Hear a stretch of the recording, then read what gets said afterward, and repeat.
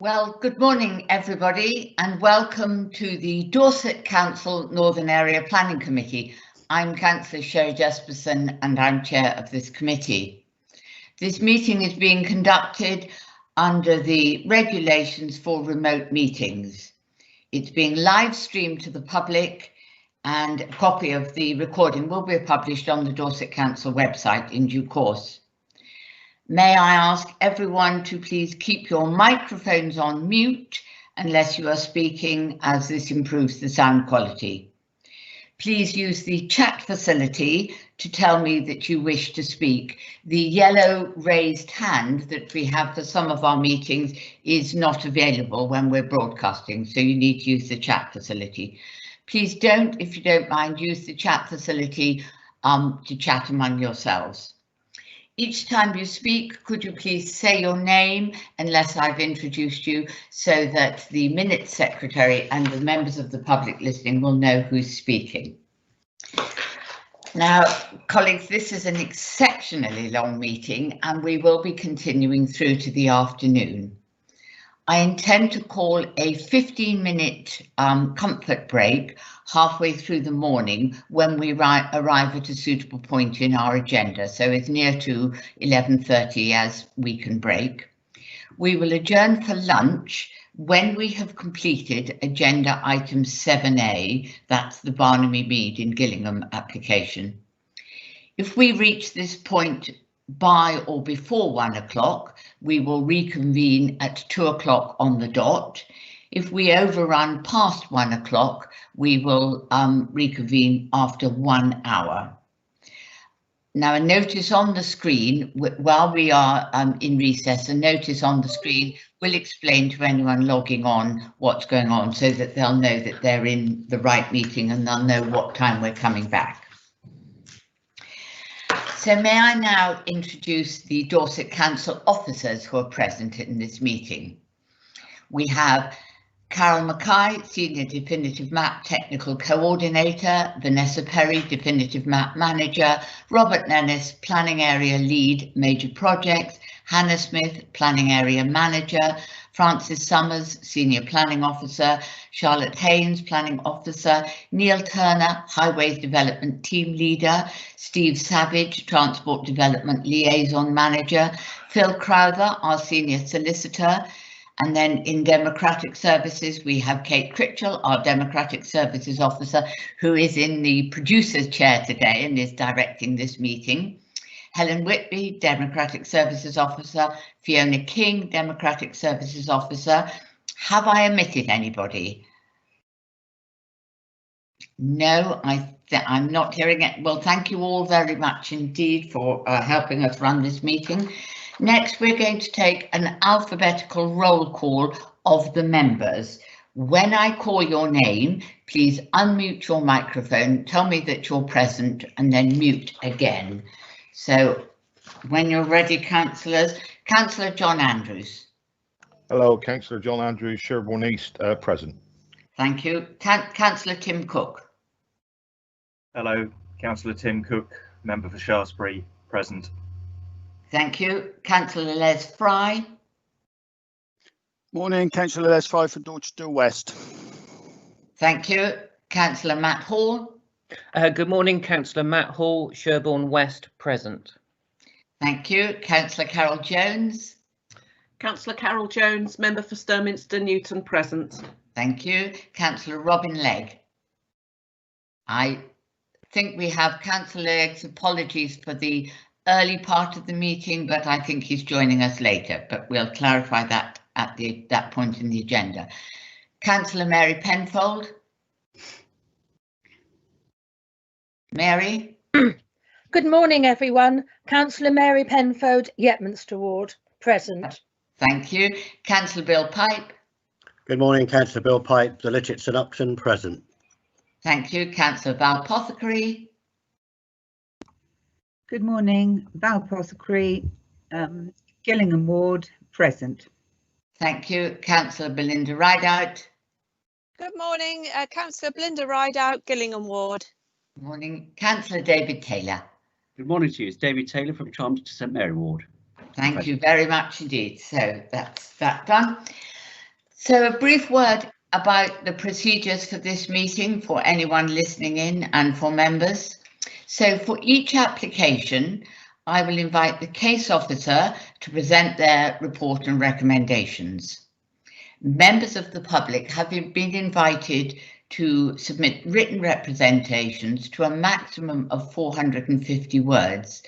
These submissions will be read to the committee by an officer who's not been directly involved in that application. Representations will be taken in the following order: members of the public opposing the application, members of the public supporting, the applicant or his agent, the town or parish council, and finally the ward member who may address the committee directly for a maximum of 3 minutes.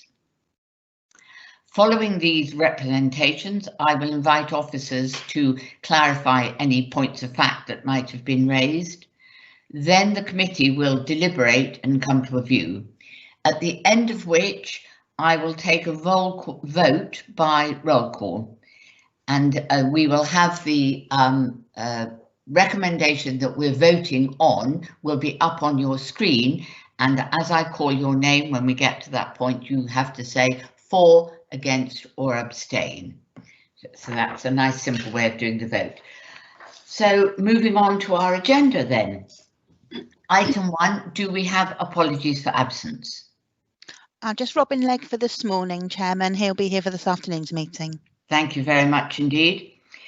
Item 2, members, do any of you wish to declare an interest in any of the items before us? Please could you use your chat box to let me know if you wish to speak.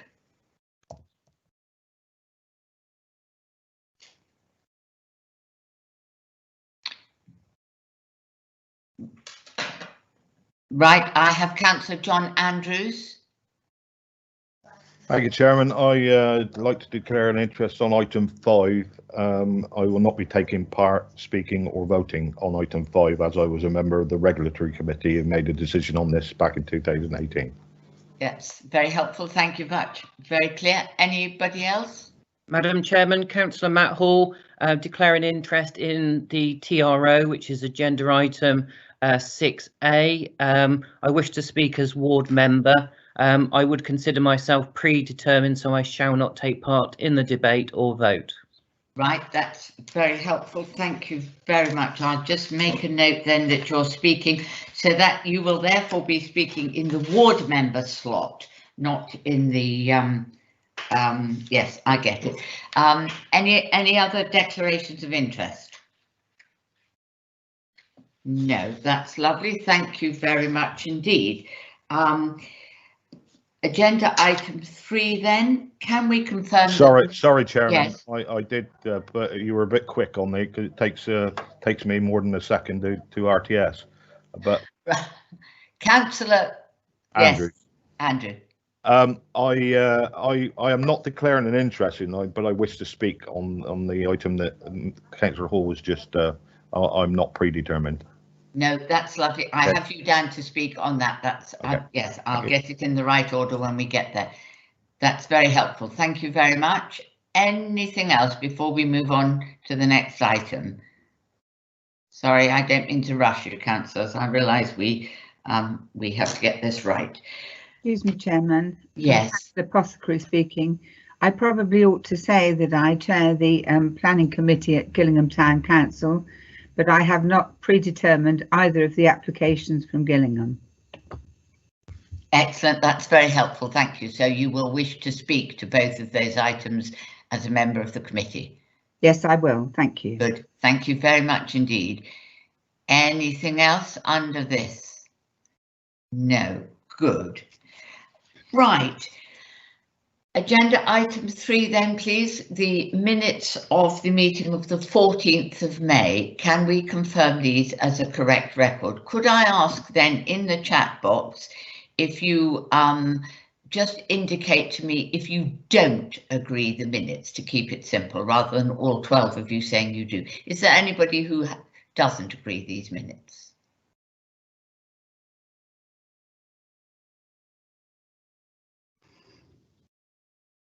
No, that's fine. Nobody's come through, so I will take these minutes as a true record and I will sign them in the correct form when the council offices are finally open. I'm suspecting there will be quite a pile of minutes waiting for us all to be signed in due course.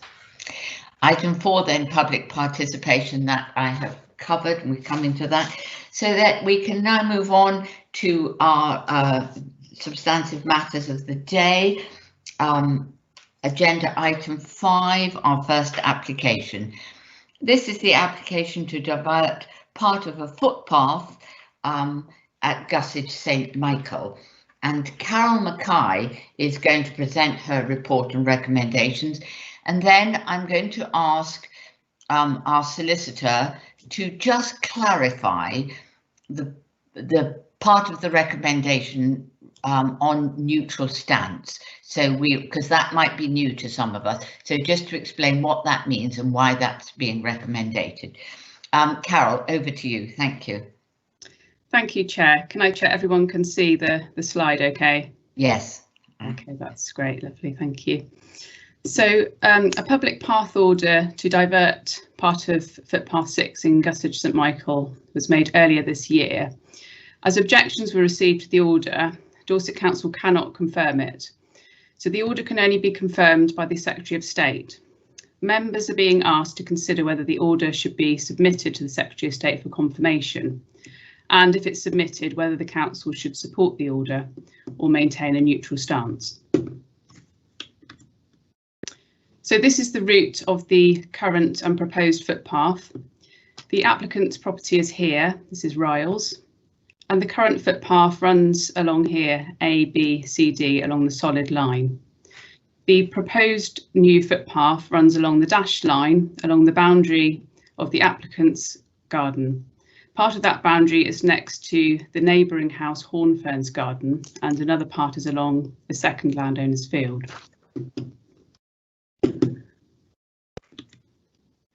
So this is the current route of Footpath 6, looking along the driveway to Riles towards point B. The footpath then continues along the drive past a turning circle here and parking area.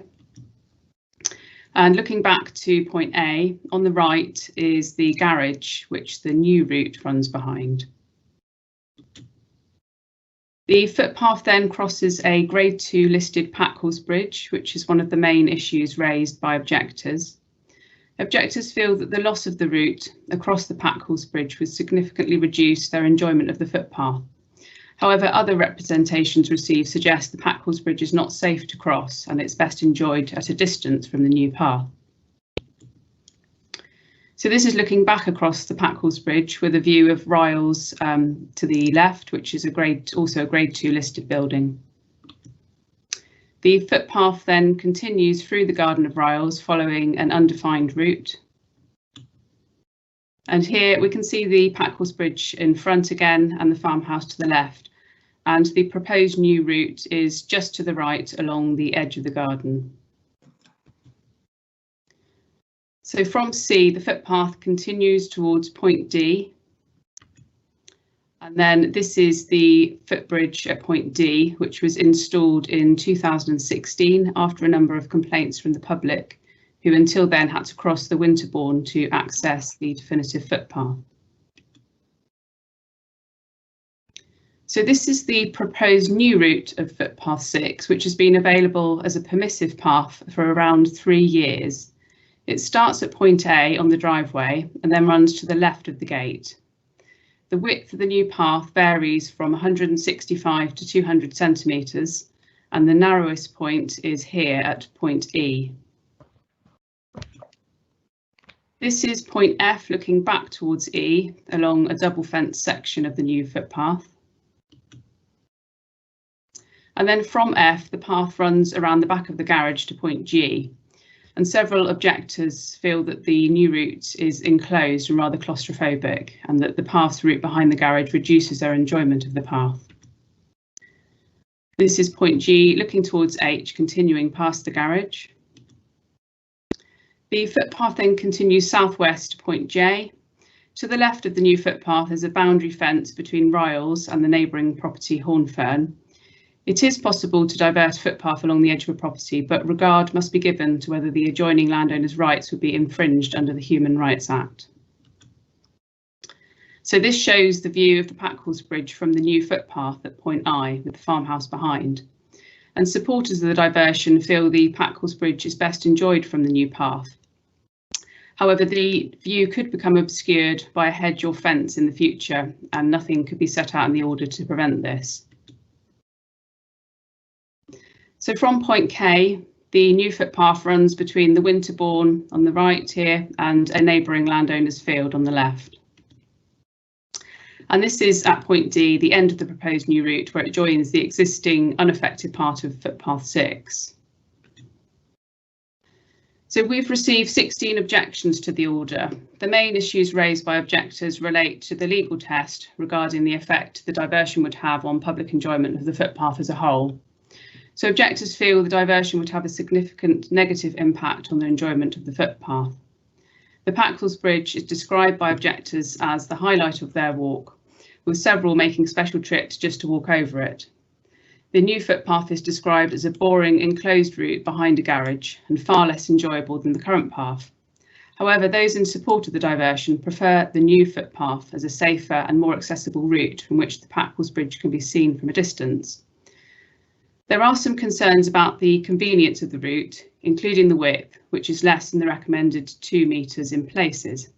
However, it is officers' opinion that overall the new path is not substantially less convenient to the public, which complies with the legal test in respect of convenience.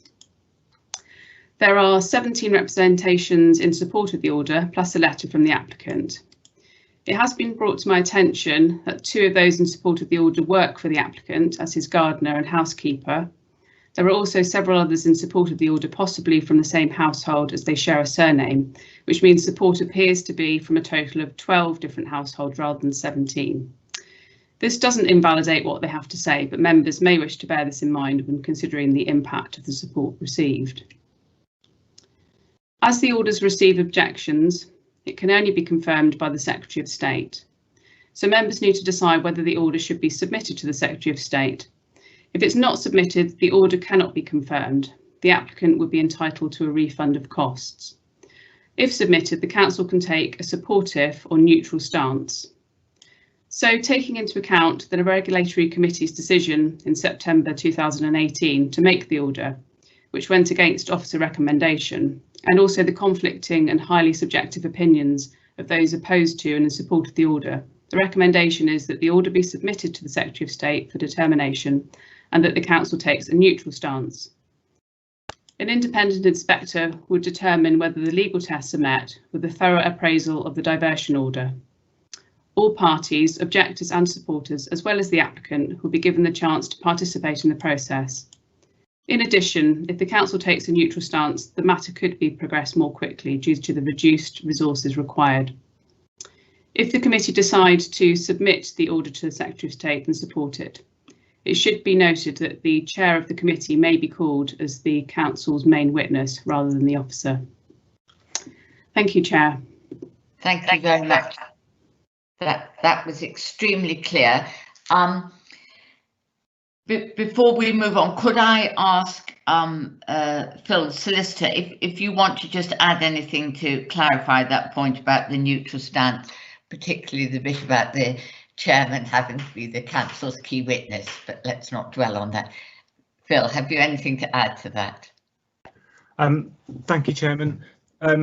So the normal position would be that the council would support its own orders at inquiry, but you've heard from Mrs. Mackay the reasons why officers are recommending that the council takes a neutral stance, and part of that is due to her recommendation both to you and to the regulatory committee at the predecessor Dorset County Council, and for those reasons that would be why it may be that the committee chairman is asked to give evidence. The main difference, well, the main impact of the council adopting a neutral stance in practical terms would be that the council only attends the inquiry to provide assistance and information to the inspector, and rather than the council promoting the order, the applicant would promote the order to the inspector. Thank you. Thank you very much. So a somewhat unusual recommendation, but one that seems to me to be very logical and to make sense. So members can ask any questions about that. Do you have any questions about that at this point, or they might come out during the course of your deliberations? I'm not seeing anything coming up on the chat box. That's excellent. So we have quite a number of submissions from members of the public in support of this application, and then one from the Ramblers against it, and then the applicant. So if you're all sitting comfortably, Francis Sommers will now read to us this string of submissions that we've had from the public. Francis, the floor is yours. Thank you very much, Chair. Hi, so as the Chair says, I'm Francis Sommers, Senior Plan and Policy Officer at Dorset Council, and I'm going to read through the representations we've received to this application.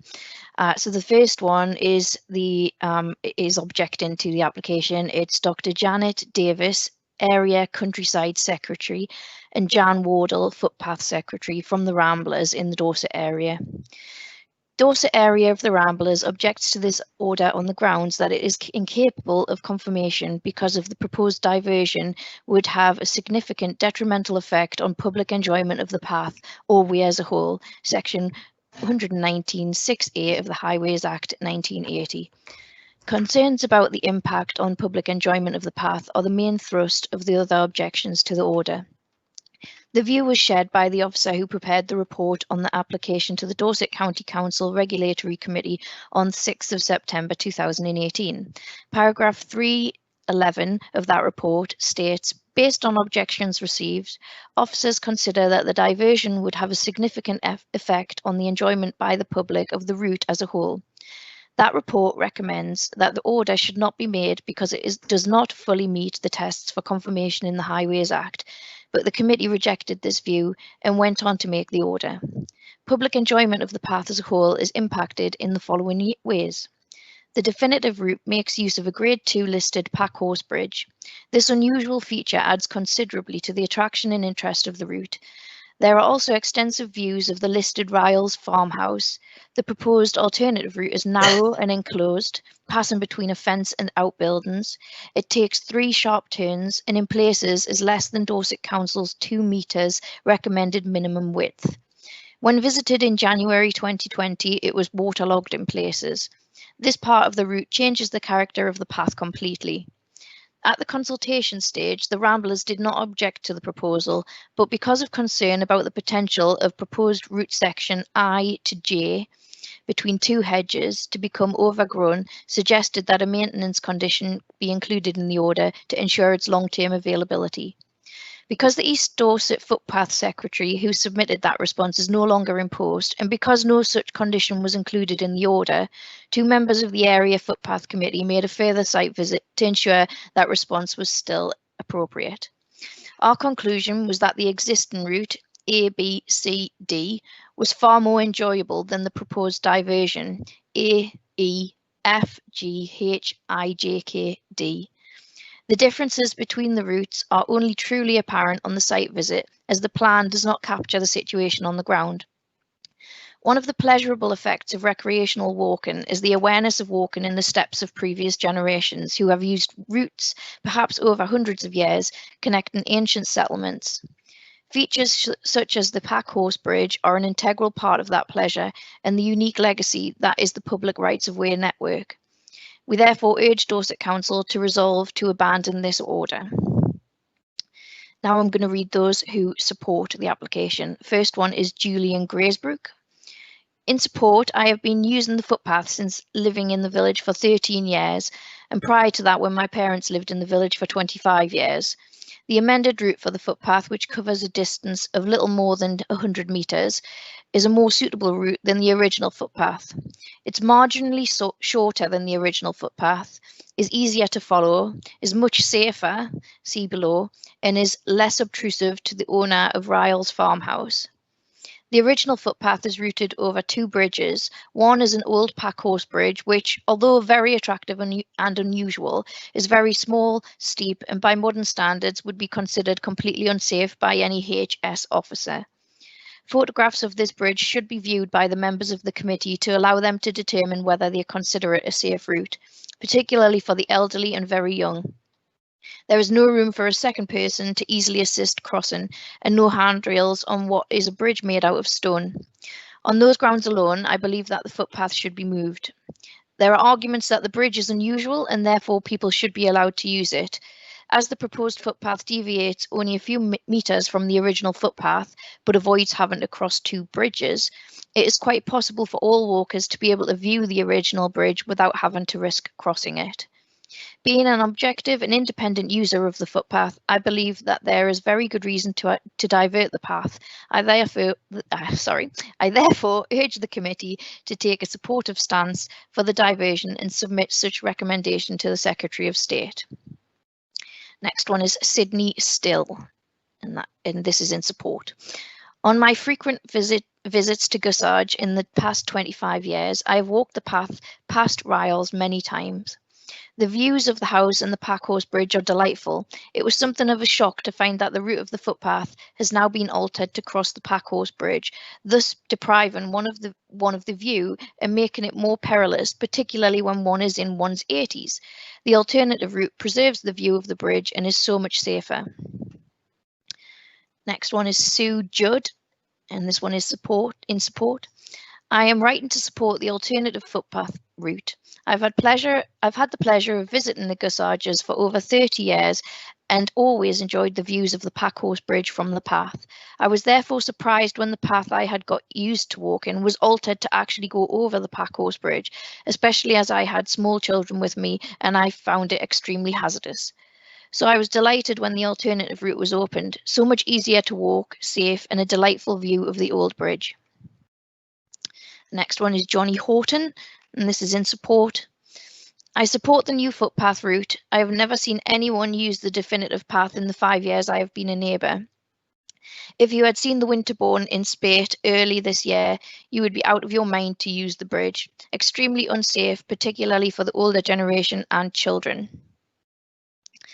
The next one is Jane Stiller, and this one is in support. I am writing to support the alternative footpath route in the matter of footpath 6, Gussage St Michael. I've been visiting and walking in the Gussages all my life and find the new path and route is much better than the old one. The small bridge is really difficult to walk over and it feels uncomfortable walking through someone's garden. I much prefer the new path, which is much safer. You also get a lovely view of the old bridge and the house without feeling you're intruding. Next one is Simon Tong, and this one is in support. I write as a resident of Gussage St Michael for the past 26 years, a regular walker and the former district councillor for the area. I strongly support the order to divert, as agreed by Dorset County Council's Regulatory Committee on the 6th of September 2018. The applicant has provided a superior alternative path which offers excellent views of the Packhorse Bridge in its garden context. Its aesthetic is appreciated more fully as a consequence. It allows appropriate privacy for the applicant while providing a safe and accessible route through his property. The former authority considered this issue in depth and detail at the relevant meeting, which I attended and addressed on 6th of September 2018. The Regulatory Committee approved the order after full debate. The objections since received simply reiterate the previous assertions considered then and add nothing to the issues debated thoroughly at that meeting. I can see no reason why the decision should not now be implemented by the Secretary of State. Nothing has changed except that an increasing number of walkers have been able to enjoy the many advantages of the new route. It is hoped that today's meeting will see the wisdom of its predecessor's decision. The Secretary of State must now weigh the evidence and determine the outcome. The next one is Rosemary Tong, and this one is in support. I strongly support the proposed diversion of the footpath. I have lived in the village for 26 years and I am a keen and regular walker of local footpaths. My empathetic support is based on the following points. The diversion offers a pleasant, flat and accessible path, safe in all weathers, with an excellent view of the Packhorse Bridge and Ryals Manor. It is without question a substantially more convenient route and therefore adds greatly to public enjoyment. Its accessibility encourages healthy lifestyles while enabling walkers to enjoy the views of the bridge and the natural assets of the area. It offers protection for the ancient monument, potentially endangered by walkers. It benefits both the whole community and the landowner. As clerk to the parish council for many years, I have been well aware of the background to this matter. This is a small village community of approximately 200 people. As a long-standing resident, I am well acquainted with many regular walkers in this area. Equally, many of the objectors are known personally to me, and from my own daily footpath walking over many years, I have serious doubts about the veracity of their statements. I wrote in support when the matter was first debated by the County Council. Members considered the matter very carefully and thoroughly at the time and decided to agree the application to divert. There is absolutely nothing in the recent submissions which is different from any consideration in the earlier meeting. Therefore, I must strongly urge the Council to take due note of that earlier, careful and well-considered decision made by its predecessor body and submit the application to the Secretary of State. Next one is Susan Hampstead, who is a councillor for Gusage St Michael, Footpath Lead Officer, Vale of Allen Parish Council. And this one is in support also. I have lived in Gusage St Michael for 13 years and became a Vale of Allen councillor in May 2019 when our village joined the parish council in April 2019. At that point, the village meeting and that committee ceased to exist. I've walked both routes and here are my comments on both. The current route over the Packhorse Bridge has a general signpost with the undefined route crossing a lawn to the Packhorse Bridge. Walking over the bridge is not a pleasurable experience as it is steep, extremely uneven, and a big trip hazard. There is no handrail, and it would be fairly easy to trip and fall off the bridge, causing injury. The drop is not substantially high, but with the winterbourne running would not be a pleasurable experience. The proposed path is signposted and is a defined route which is wide, even, and much safer. The path does go between a building and a hedge, but not for very long, and then it opens out to see the bridge from the side, which is a much better view than the one when walking over it. I support that the route be diverted to the present permitted path. These are my comments on reading the whole application. The objections to the changed site and lack of views can be applied to most walks as parts of footpaths usually pass between hedges. The distance in the corridor, the path between the building, is minimal compared to the lovely views gained from the walk from our village to the bridge. The accessibility is not an issue because part of this walk is crossing two bridges with a stile at each end, so that would exclude some users. These bridges do have a handrail on one side though. The Packhorse Bridge is part of the village history which should be preserved and not have people and animals walking across it. Walking through a garden is not ideal. The view of Ryals is still maintained from the proposed footpath. The proposed footpath may be on the boundary, but it does not pass near anybody else's house, so I do not think there is an issue with lack of privacy. I took some photographs recently of the area, but the ones included in this application show it as it is, so I have not included them here.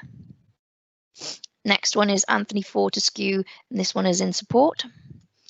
I have received notification of the order regarding part of Footpath 6, Gusage St Michael at Ryals, as I live in one of the adjoining properties at Ryals Lodge. I am familiar with the proposed order as my neighbour, David Hall, has discussed it with me. I support it because it makes good sense. By way of background, I have lived at Ryals Lodge with my family since summer 1993, so it's 27 years this summer. The footpath goes past our window, and so we notice the volume and frequency of walkers who use the path. Both are quite modest, no more than a handful on a weekday and perhaps double that at the weekends. double that at weekends. The regular users are a couple of keen walkers from the village, the occasional rambler following the cursus, and the most regular users are my neighbour Steve Mills from Mora and my family. Over the past 27 years, it has been noticeable users of the path have not walked over the bridge, but rather walked to the side, roughly along part of the route of the proposed diversion. I suspect this is due to people naturally not wanting to invade the occupier's privacy. Plus, and more significantly, it is much easier not to walk over the bridge due to its size and form.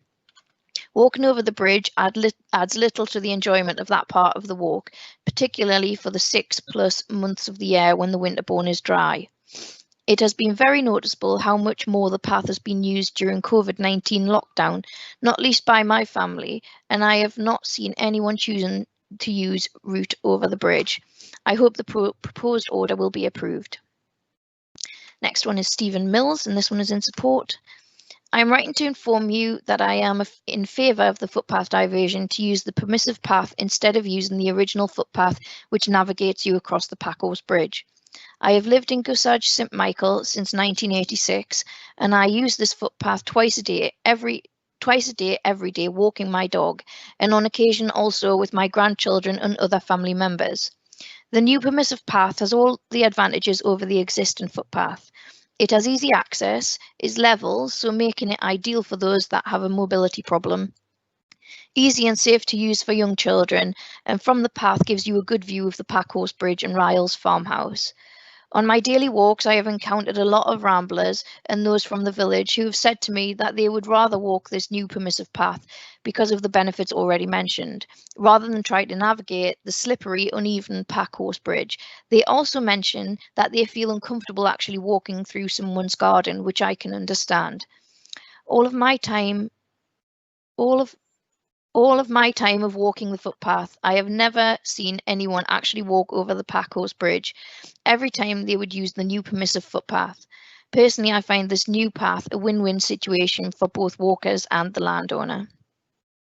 Next one is Mary Mills, and she is in support. I have been walking the footpath at Ryles for over 30 years with my husband, my children, and now with my grandchildren. We now use the new proposed footpath, which is so much more accessible for everyone, especially for very young children, and is safer than walking over the very narrow and at times very slippery Packhorse Bridge. We get a really lovely view of the Packhorse Bridge. All the time I have walked the permissive footpath, I have not seen one person using the Packhorse Bridge. Next one is Kate Mitchell, Parish Councillor at Gossage St Michael. And this one is in support. With the previous application being approved by the Regulatory Committee in September 2018, I am surprised to read that Dorset Council are now proposing to stay neutral in respect of the footpath being moved. The situation has not changed since then, and therefore the Council should stand by the previous decision to approve the diversion. I am supporting the proposed change to the footpath based on the facts as I see them. Current path. The bridge should be preserved for future generations to enjoy. Sustained use will continue to wear and tear to it. It will be very sad if the bridge were to fall into disrepair. The current route over the bridge is imposing on the homeowner and prevents them from quiet enjoyment of their own garden. The homeowner was misled in respect of the footpath route when he purchased the property. The route through the garden isn't clearly defined, which may lead to users wandering over more of the garden. Actually walking over the bridge takes care and attention due to the narrowness, gradient and surface not being ideal. The bridge is steep and uneven with nothing to hold on to for support nor balance. Proposed alternative path. The new route is clearly marked and easy to identify. The new route is wide and fairly flat with no obstacles, which makes it easy to move through. Using the alternative route allows users to view the bridge from a short distance away, giving a more dramatic view of the arch and stones. The view from the side is more impressive than viewing it from above. The house can still be seen, but at a more respectful distance. The new route improves security for the homeowner. Next one is Mary Jones, and this one is in support. I write regarding the above disputed footpath. I have been using the footpath for 20 years and I have always walked on the path next to the hedge, never across the Packhorse Bridge. I have to say that I had never seen the Packhorse Bridge until the recent dispute and certainly never walked over it. Having now seen it across the garden, I noticed that it is steep, narrow and uneven and very unsafe for older or less physically able walkers to cross. It is, however, an attractive feature of times past which should not be eroded by use, but can be seen and enjoyed from the other alternative footpath, which has been created by David Hall, which is safe, flat and accessible to all walkers in all seasons. I hope the committee will view this with sympathy. Sarah Kennedy, support. I'm contacting you to offer my support to the proposed alternative footpath route at 6 Gussage, St Michael.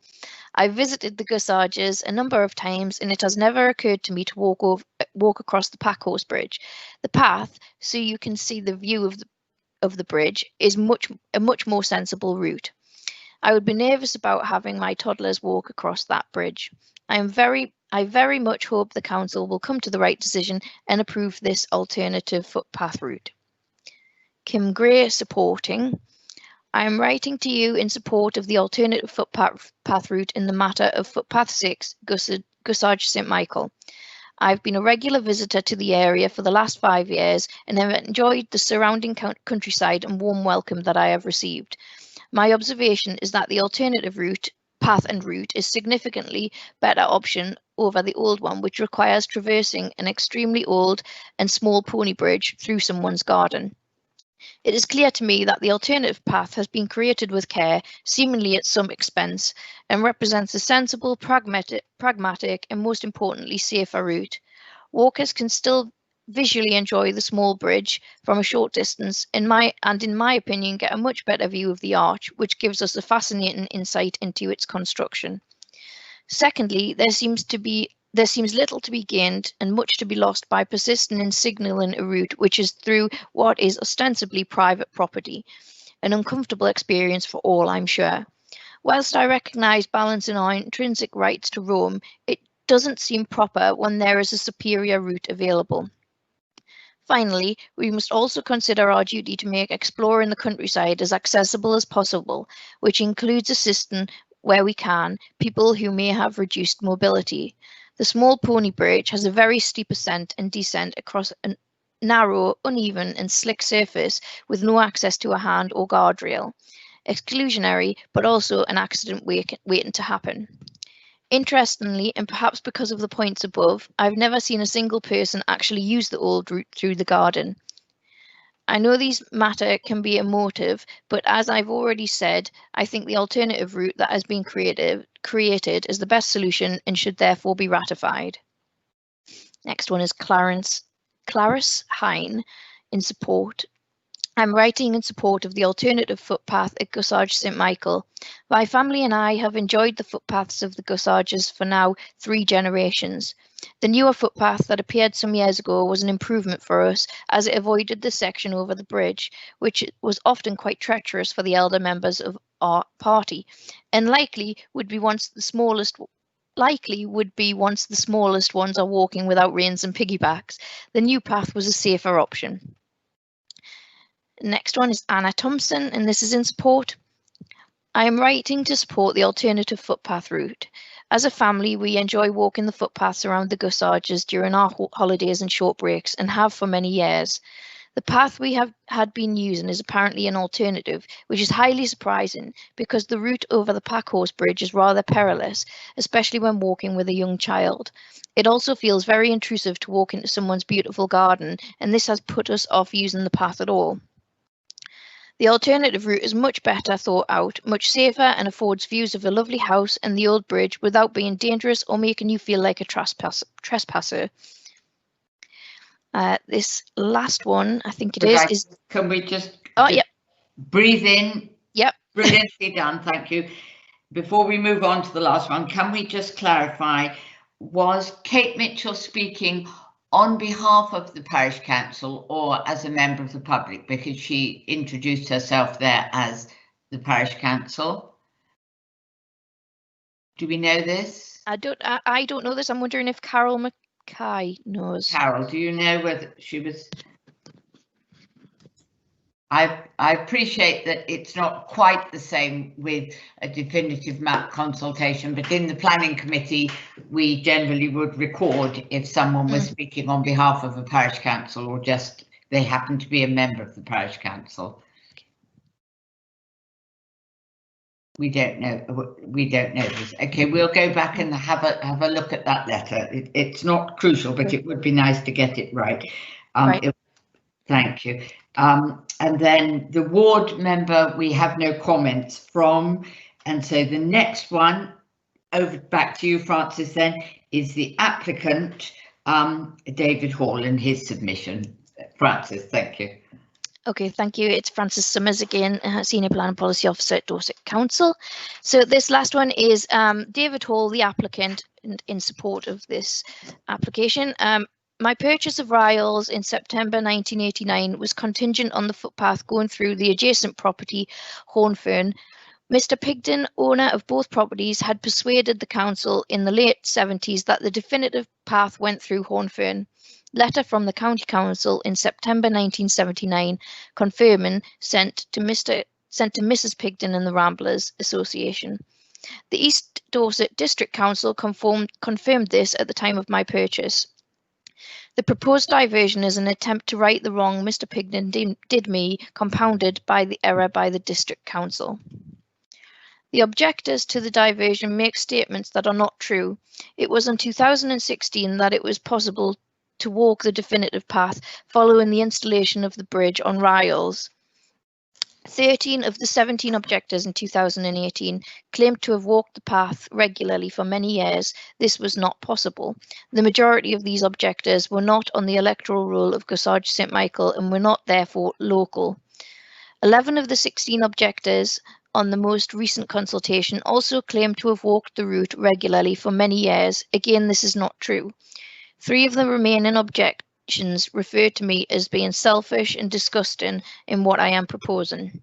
I have made an enormous effort and gone to considerable expense to create a footpath that is enjoyable, safe and with better access than the definitive path. See impact assessment.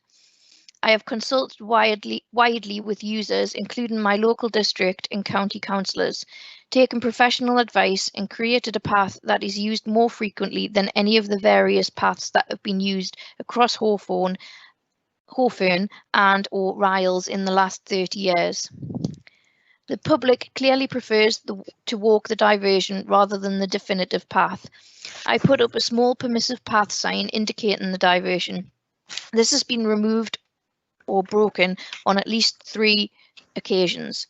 In spite of there being no clear sign at one end of the path, the use of the definitive path over the Packhorse Bridge by the public has been virtually nothing.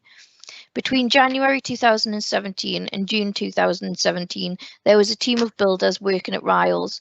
On no occasion did they see anybody walk the definitive route over the Packhorse Bridge.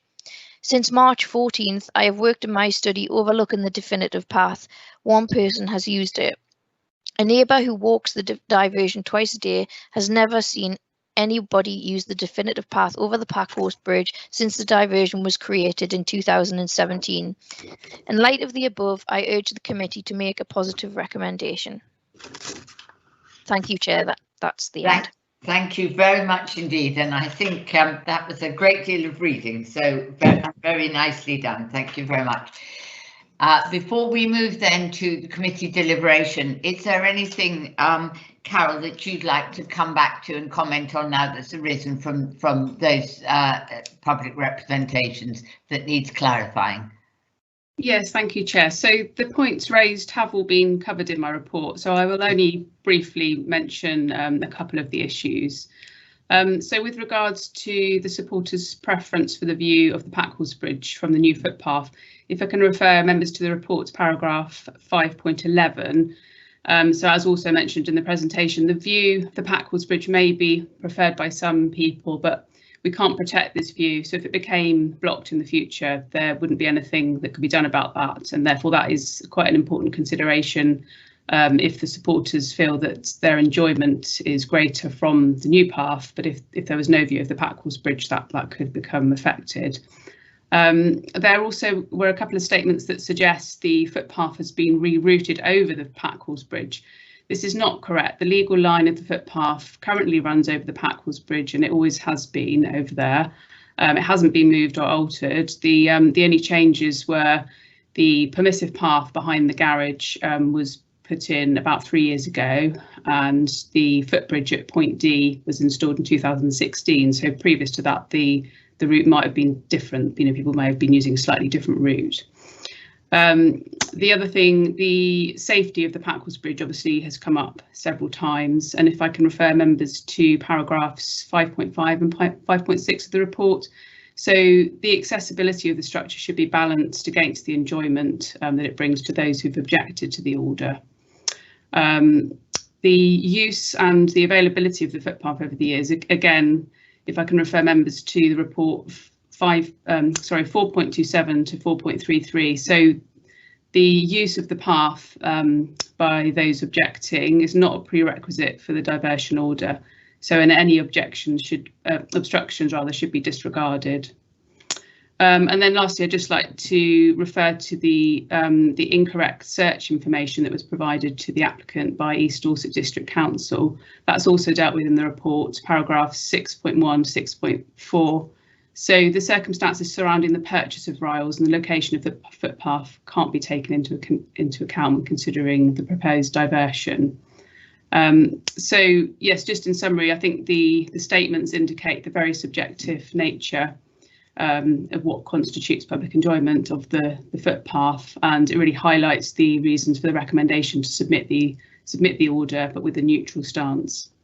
So that's all I'd like to say. Thank you. That's really very, very helpful. Thank you very much, Carol. So over to members now. I have Councillor Taylor who would indicate that he would like to speak. Could I ask members, please, just on the chat line, please just indicate that you would like to speak, but don't have your conversation on the chat. Your conversation is to the full committee. Thank you. Councillor David Taylor. Yeah, thank you very much, Sherry, and thank you for the excellent report. It's quite brilliant. The slight confusion I've got is the fact it's like when the new pathway is going past the view of the bridge, Packwalls Bridge, it says it could be the view could be stopped and put fence panels or shrubbery or whatever in front of that. And later on it says that it would like the view to be maintained. I can't quite understand which way we're going on that one.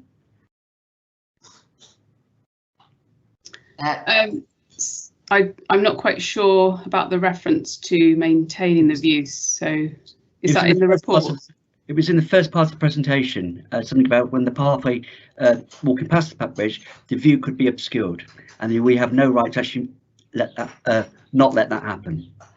So yes, the point is that in a diversion order we can't protect a view. So those in support of the order prefer to see the Packwalls Bridge from the new footpath. But the point I was trying to make is that if a future landowner decided to put a hedge or a fence in the way of that view, then that view would be obscured, and therefore we can assume that public enjoyment might be affected by that. So that's the point I was trying to make. Is that clearer?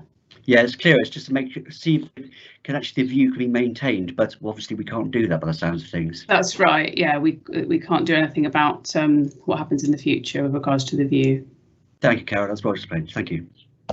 Thank you very much. Councillor Fry, did you want to come in? Yes, please, Chair. I've got a few questions, and Yes. it's only one point I'd like to clear up, please. I absolutely take the points of all the people, both the objectors and the supporters on this point, and I can see this could be a quite contentious issue. The bridge has been there a long time, but time moves on as well. Carol, is there any compromise on the two paths at all? As in, I see the point, I absolutely get the privacy points that have been raised, and I wouldn't want people walking over my garden. Equally, I wouldn't want to walk over somebody's garden to access what is a very historic monument there. Is there any compromise on the route so that the alteration stays in place, but with a permissive path over the bridge from K to B? so that people, should they choose to, could go over it and see the bridge and walk over it if that was their choice? So with the diversion order, we can't recommend that a permissive path is created.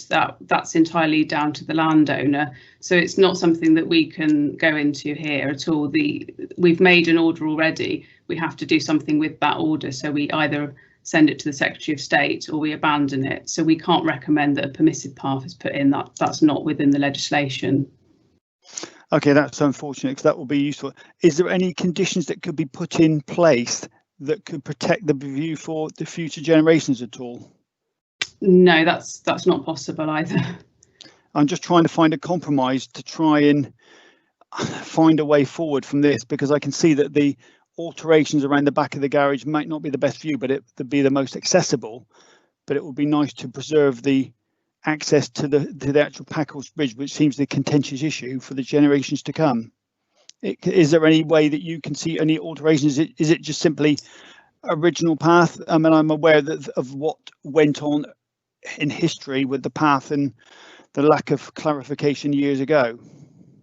I mean, the position is we've made a legal order, so that's what we've got to work with. We can't make alterations to that, and that's why if we send it to the Secretary of State, they will weigh it up and they will decide whether or not to confirm it. There aren't any other options. Whether we can't make conditions because we've already made the order. We can't make any conditions, and the sort of conditions are not possible to make anyway. So that's why we didn't. It wasn't possible to put them in the order in the first place. So we can't make an order and say you've got to include the view forever. That's not possible to do within the legislation. Thank you. Should somebody be walking over the bridge, and having seen the pictures, it does look a nice bridge. I'm not sure that I would want to walk over it with unsuitable footwear. Should somebody fall and hurt themselves, who is responsible? So the responsibility will either be Dorset Council or the landowner. It depends on the bridge. In this case, I think it's because it's over a natural watercourse. I believe it will be Dorset Council. And obviously, it's part of our responsibility to make sure that a path is safe. But again, that's slightly outside of what we're considering here. We're looking at whether we should confirm the diversion order. So it's slightly a secondary issue, really, the accessibility. Absolutely, I get that, but it's still relevant in my opinion. But thank you for that. Thank you, Chair. Thank you very much. Councillor Pipe.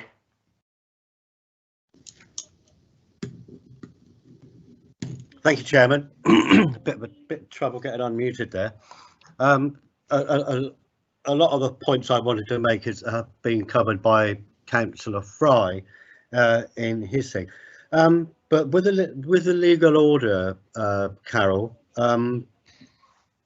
by that, do we refer to the 1979 decision by East Dorset? Was it the County Council? And most recently, 3 years ago, by Dorset County Council in recognising the new route. What I don't quite understand is if Dorset County Council agreed this 3 years ago, why doesn't that not stand now? Why are we? Am I missing something? So the order making is a two-part process. We make an order. It's not final until the order is confirmed. We can't confirm an order when there's objections. So we made the order earlier this year. So the reason for the delay is we have a backlog of orders. So the committee made the decision in 2018. The order was made January this year. We received objections. So we can't confirm the order ourselves. So that's the option for us, is to send it to the Secretary of State or to abandon it. Those are the only options. So that's why the committee made the decision to make the order, but we can't automatically confirm it with objections. Okay, so that's the way the legislation works, basically. Okay, I get that now, and I did do my footpath training. Thank you. Thank you very much, Councillor Pipe. Councillor Rideout. Thank you, Chairman. I just wanted to make a comment. I've never seen a packhorse bridge before, and what a delightful structure in Grade 2. And I believe it should be protected. And on balance, I know there's some impact on the public enjoyment of the footpath, but when balanced against all the material considerations, I think it's a sensible alternative route, and we should submit to the Secretary of State on a neutral stance. Thank you very much. Have we any other comments from, yes, right, okay, who, Councillor Fry. I would support Councillor Rideout's comments on the submit the neutral stance. I'll second that, please. Okay, that's very helpful. I've had a proposer, Councillor Rideout, seconder, Councillor Fry. I now have Councillor Cook to speak. Thank you, Chairman. I think on balance, if we didn't at least put this forward, it would be a waste of the effort and the time that officers and members have already expended on this. If we didn't believe, going back 3 years, that it was a sensible option to put forward, I don't think we'd have put it forward. And just to clarify for those people maybe who are objecting on the grounds that the view would be lost, I think this actually is the opposite. I think this because if people were to actually carry on using the bridge, they wouldn't get to see it, because from a distance, from a slight distance, you can actually stop at the moment, by the looks of things, and take in the view. If you are actually walking over the bridge, you haven't got that opportunity to look at it and see it in its entirety. So I would suggest that what is being proposed now is a safe and sensible solution, which actually makes it easier. I take the point that possibly in the future that view would be screened in some way, but we can only hope that members or property owners in the future have a regard for being able to look at historic monuments, because I do note from looking down through one of the comments by the current owner that he has made a guarantee to preserve the view. So I would support Councillor Rideout that we actually do put this forward with a neutral stance and let an inspector take a totally and utterly unbiased and independent view of what we have proposed. Thank you very much, Councillor Cook. I have Councillor Pipe would like to speak. Thank you, Chairman. On the neutral stance, I'm all in favour of that and the referral to the Secretary of State. But you know, the undefined footpath as per the old route certainly does appear to invade the privacy at Ryals. You know, where the new route, which has now been in use for 3 years, you know, that's been well used. We've heard a lot of positive evidence today about the new path over the old path. You know, and I think at best the new route certainly does improve the privacy at Ryals, and you know, and at worst, just you know, perhaps offers one or two unfamiliar views to the seasoned walker, you know, which in time I'm sure they'll get used to. I'm all in favour. Thank you. Thank you very much. Councillor Taylor, did you just want to agree or did you want to add something new here?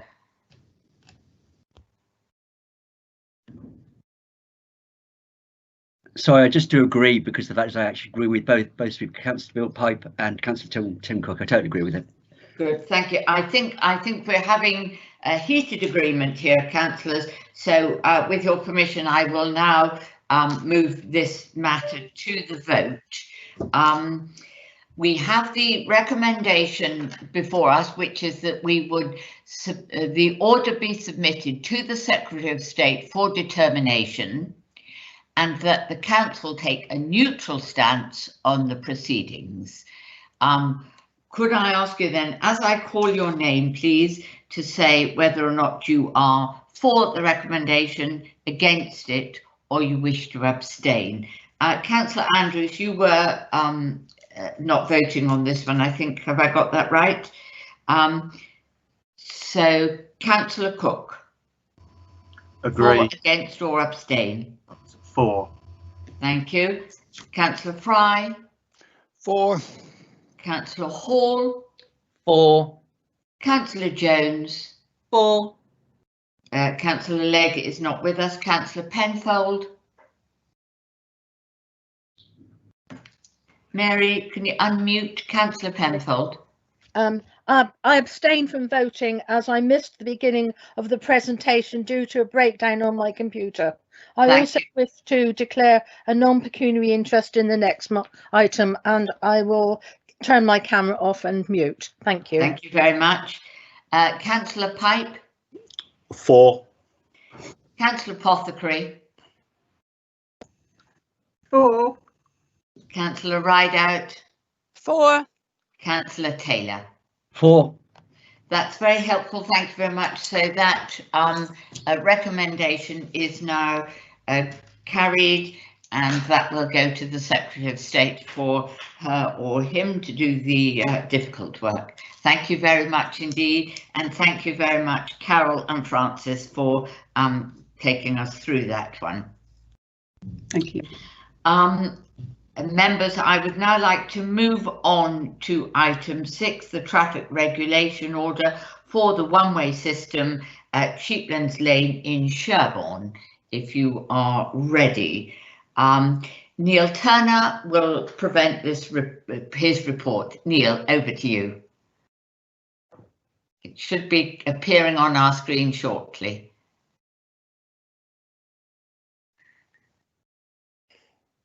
Here, yes, good, thank you. That's on the screen now. I hope everyone can see it. Thank you, Chair.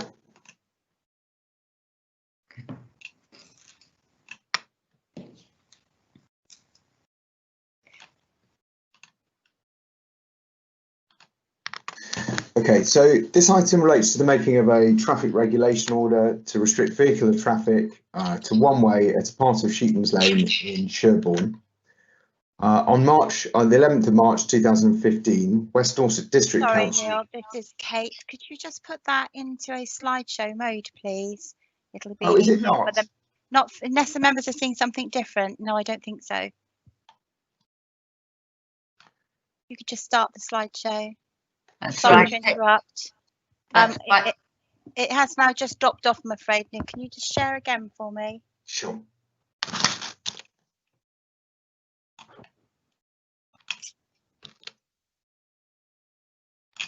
Take your time, we're all on a learning curve here, don't worry.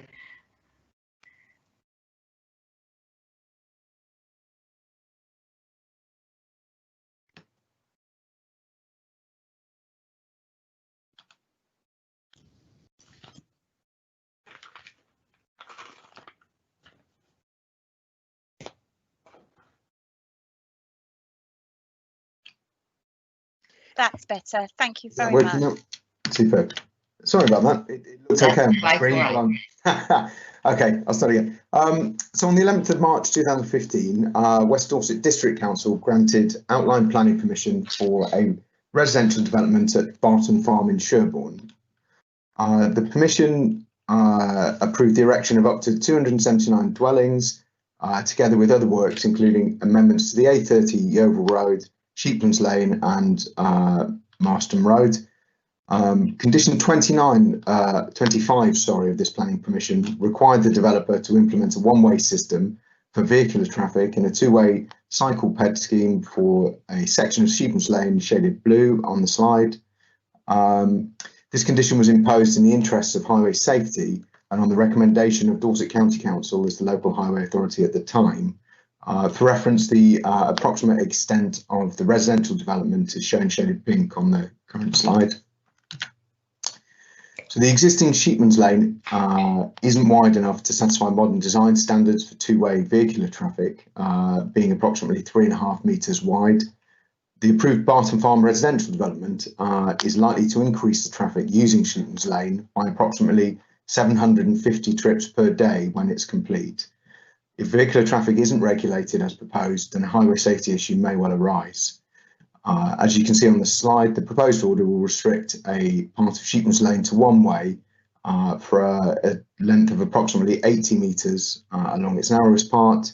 And in addition, the works to implement the order will include the construction of a segregated shared use cycleway footway immediately to the south of this section of Sheepman's Lane, permitting pedestrians and cyclists to continue to travel safely in both directions.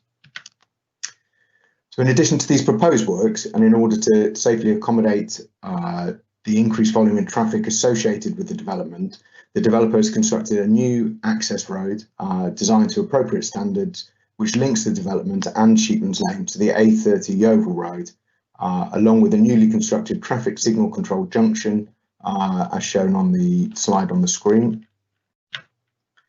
The proposed traffic regulation order was advertised in the Western Gazette between the 8th and the 30th of August 2019, and notices were erected on site at Sheepman's Lane for the duration of this period. During the advertising period, 15 responses were received. 12 of these responses supported or were considered neutral to the proposed order, and 3 of the responses raised objections to the order. It's important to note that 2 of the objections were made by members of the same household, so must be treated as one objection. Therefore, a total of 2 objections were received.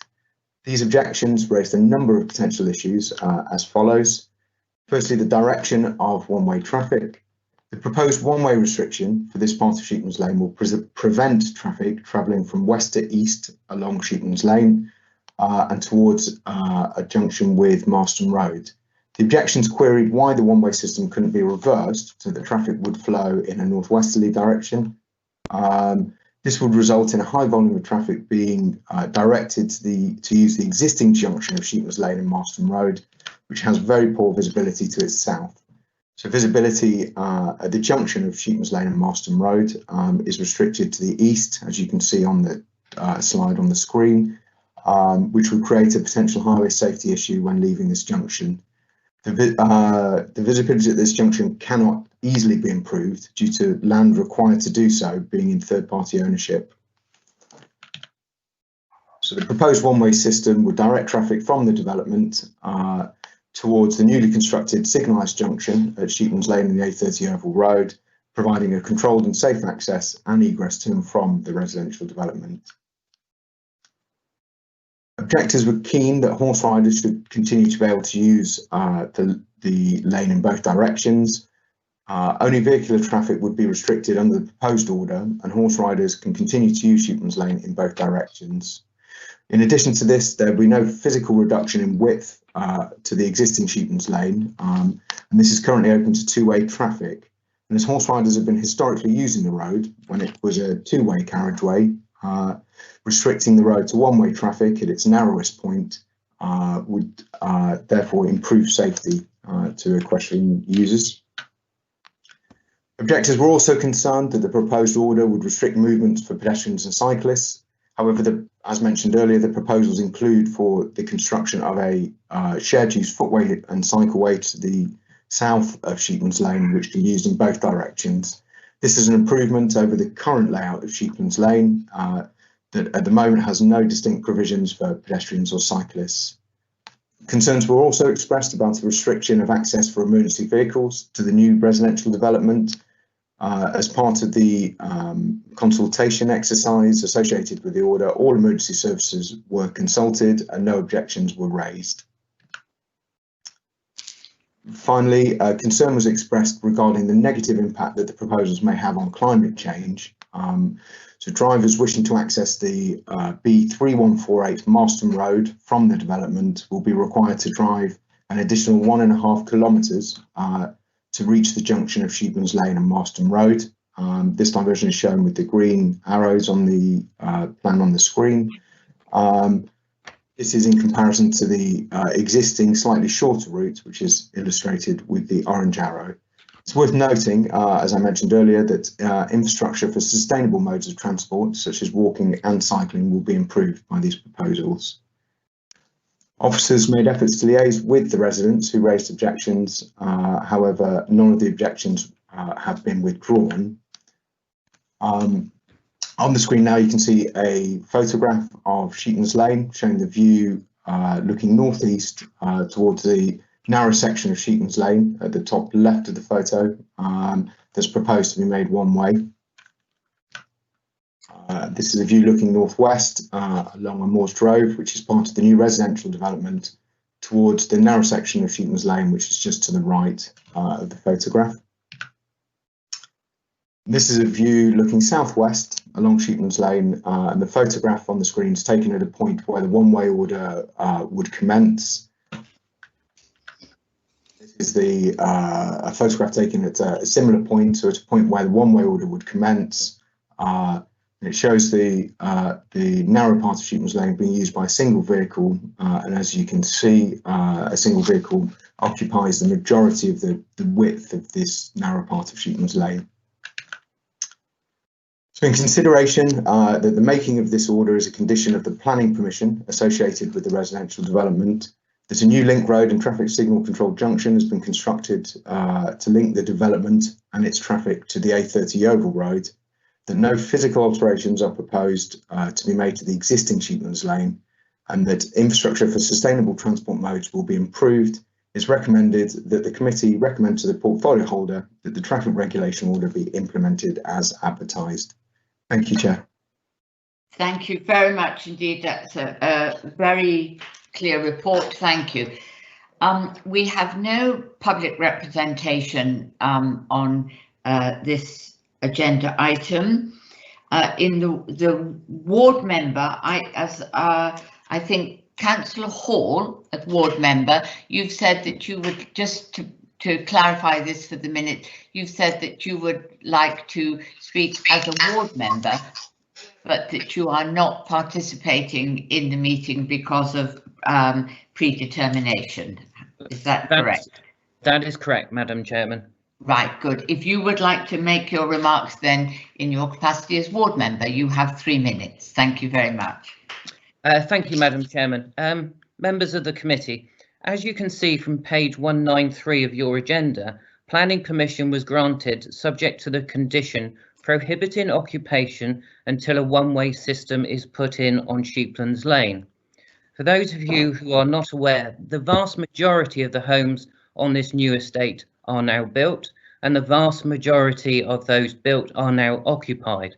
So it does pose the question legally, what do we actually do if we don't agree with this one-way system? With regards to the one-way system itself, as you can see from the excellent report put forward by Neil, the road is extremely narrow. It is not suitable for two-way traffic.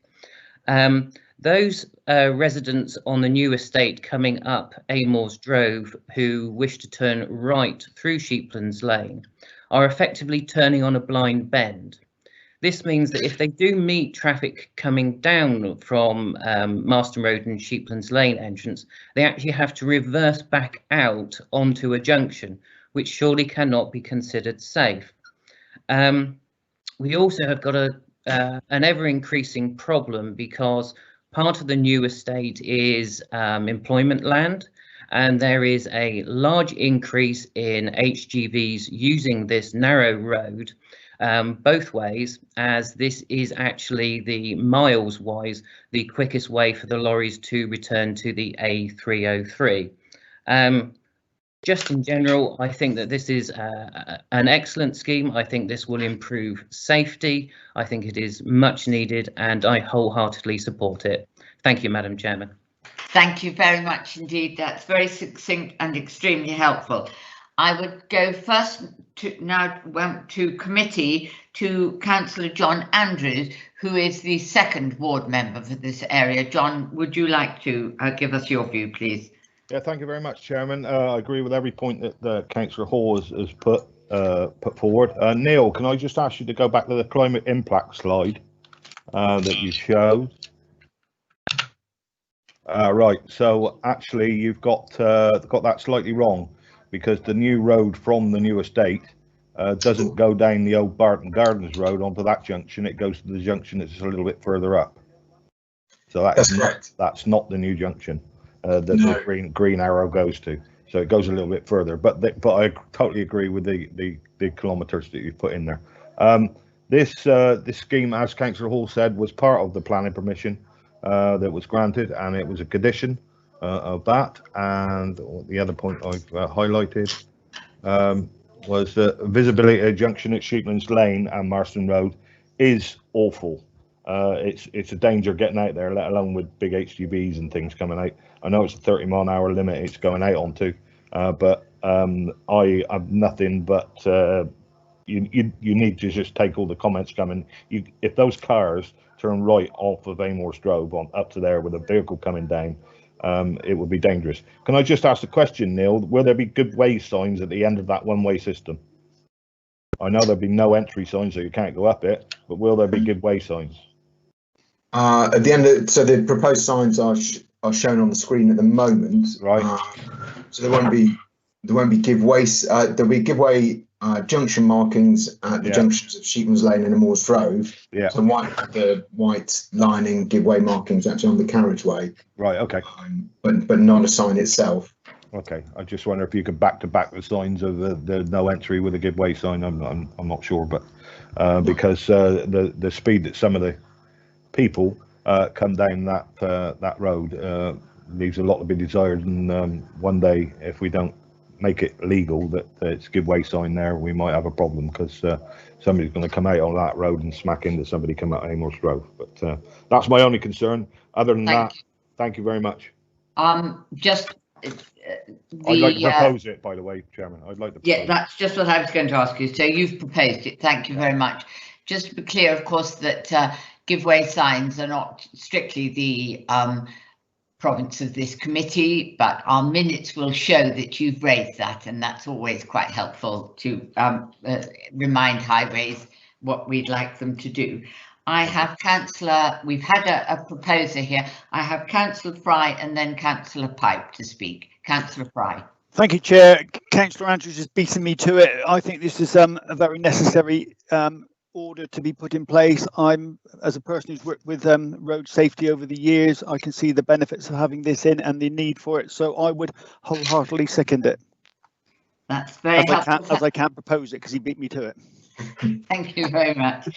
Okay, Councillor Pipe.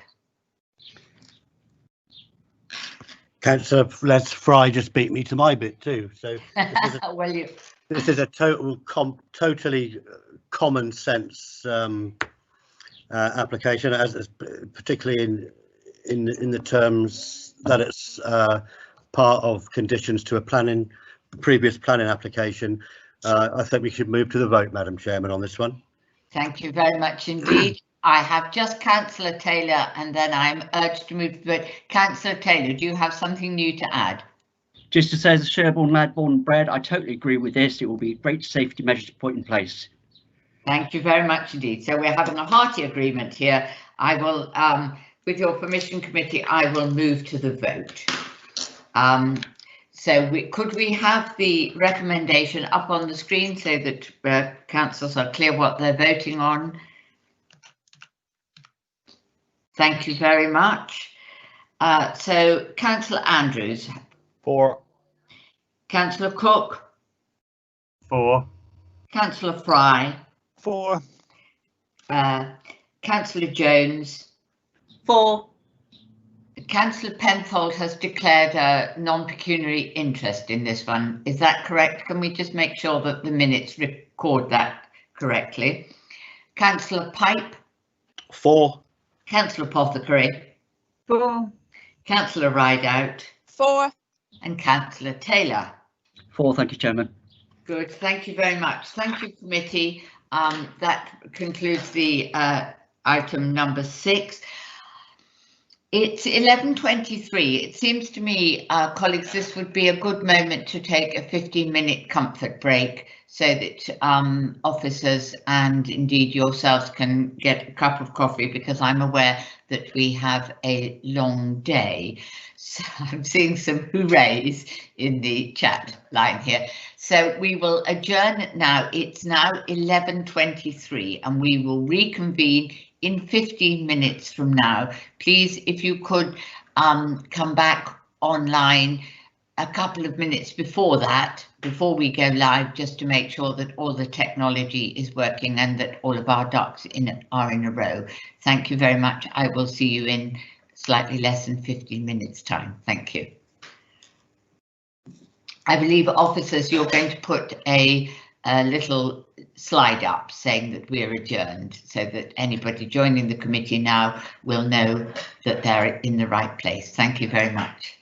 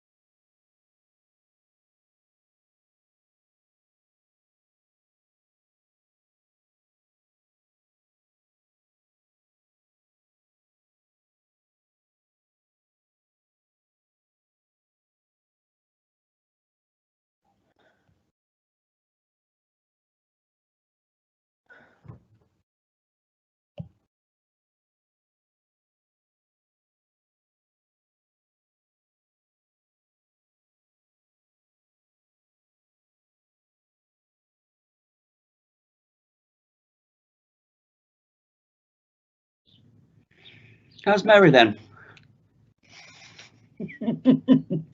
Muted. Am I muted? Yeah, you're okay now. How's things? How are you, David? Councillors, I would remind you that we are still live. Oh, sorry. General public. Okay. Thank you.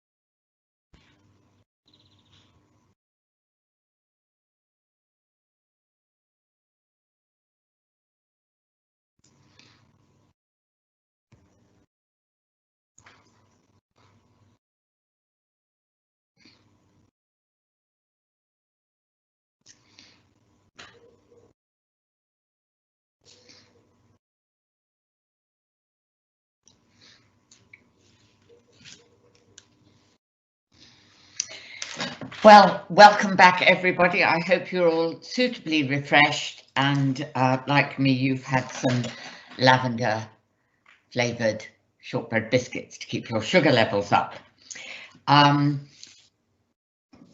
We'll now move straight on, if we may, to agenda item 7A, which is land east of Barnaby Mead in Gillingham, a proposal to erect 50 homes.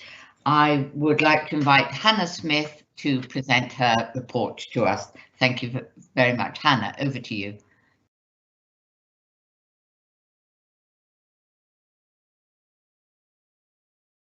Hannah?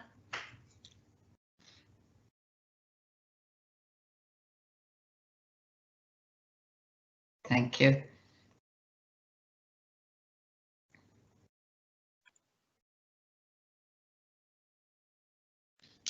Thank you, Chair. Can you see the presentation on the screen now? Yes, thank you. Yeah.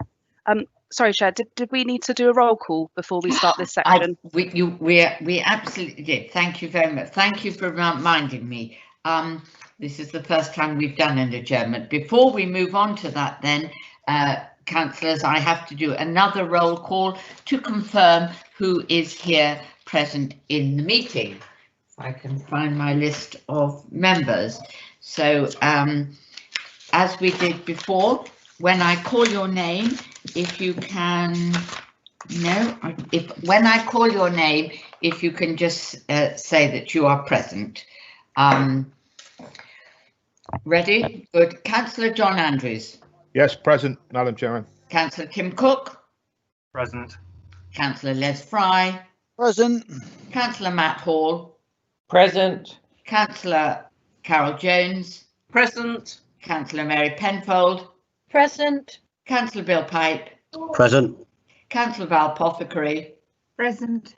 Councillor Belinda Rideout. Present. Councillor David Taylor. Present, Chair. And I'm Sherry Jesperson and I am present here as well. Good, thank you very much. So thank you for reminding me for that.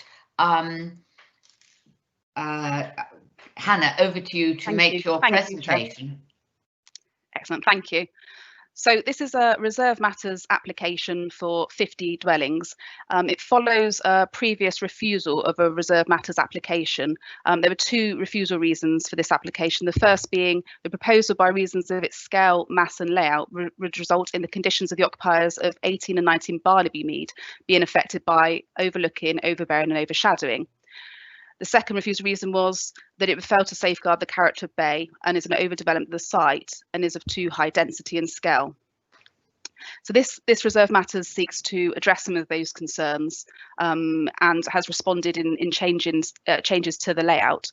I'll just start by going through the site context to give you an idea of where the application is. Bear with me while I put the laser printer on. So this is the application site here. It's located in a highly sustainable location within the settlement boundary of Gillingham. It's a site that's allocated in the local plan and also in the Made neighbourhood plan. In terms of its links, it's a highly sustainable location accessible to the high street of Gillingham. It's close to the high school and the leisure centre and in walking distance to the train station in Gillingham. So in terms of the principle of the site being acceptable for housing, that has been approved through the outline consent, which was granted for up to 50 dwellings. So this next slide here is the heritage constraints of the site. So I just wanted to talk through what they are so you can get a feel for what heritage site constraints there are.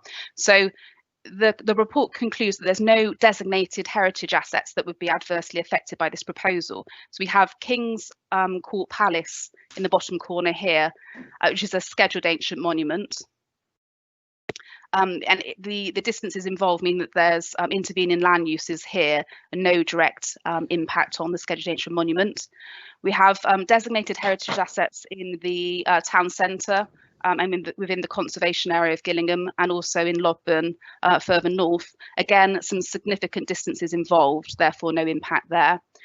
Closest to the site we have Bay Farm, which is a non-designated heritage asset.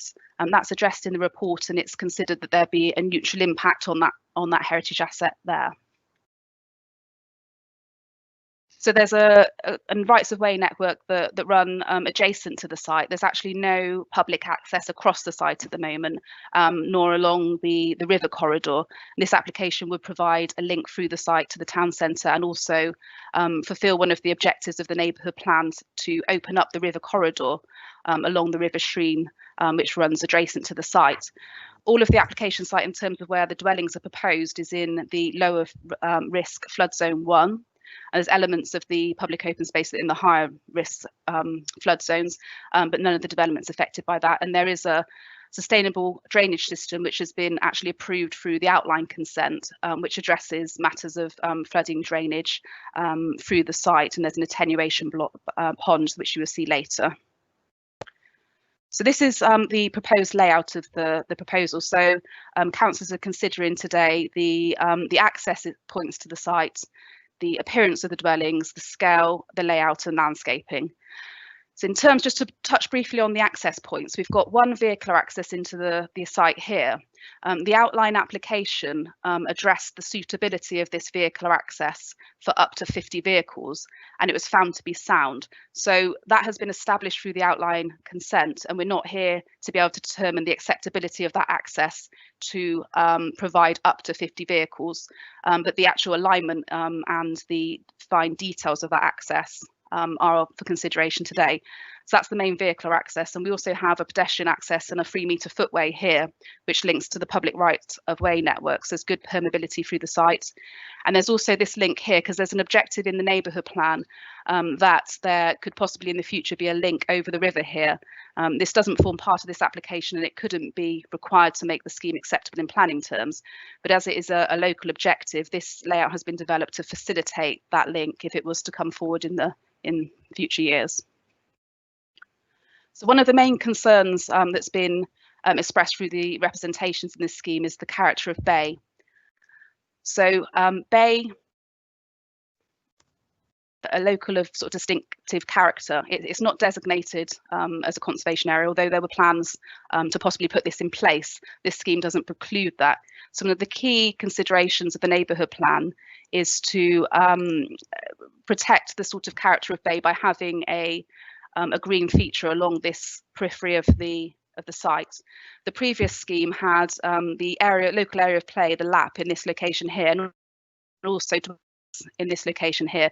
So those have been taken out along here to provide a continuous buffer to Bay, which actually goes around the whole periphery of the site here. And there's a greater distance here between the adjacent dwelling. So there would be a continuous planting buffer around towards Bay. And having fewer dwellings in this location here, you can see below on this street scene, when viewed from Bay, there's predominantly open green areas and a few dwellings dotted along this elevation here.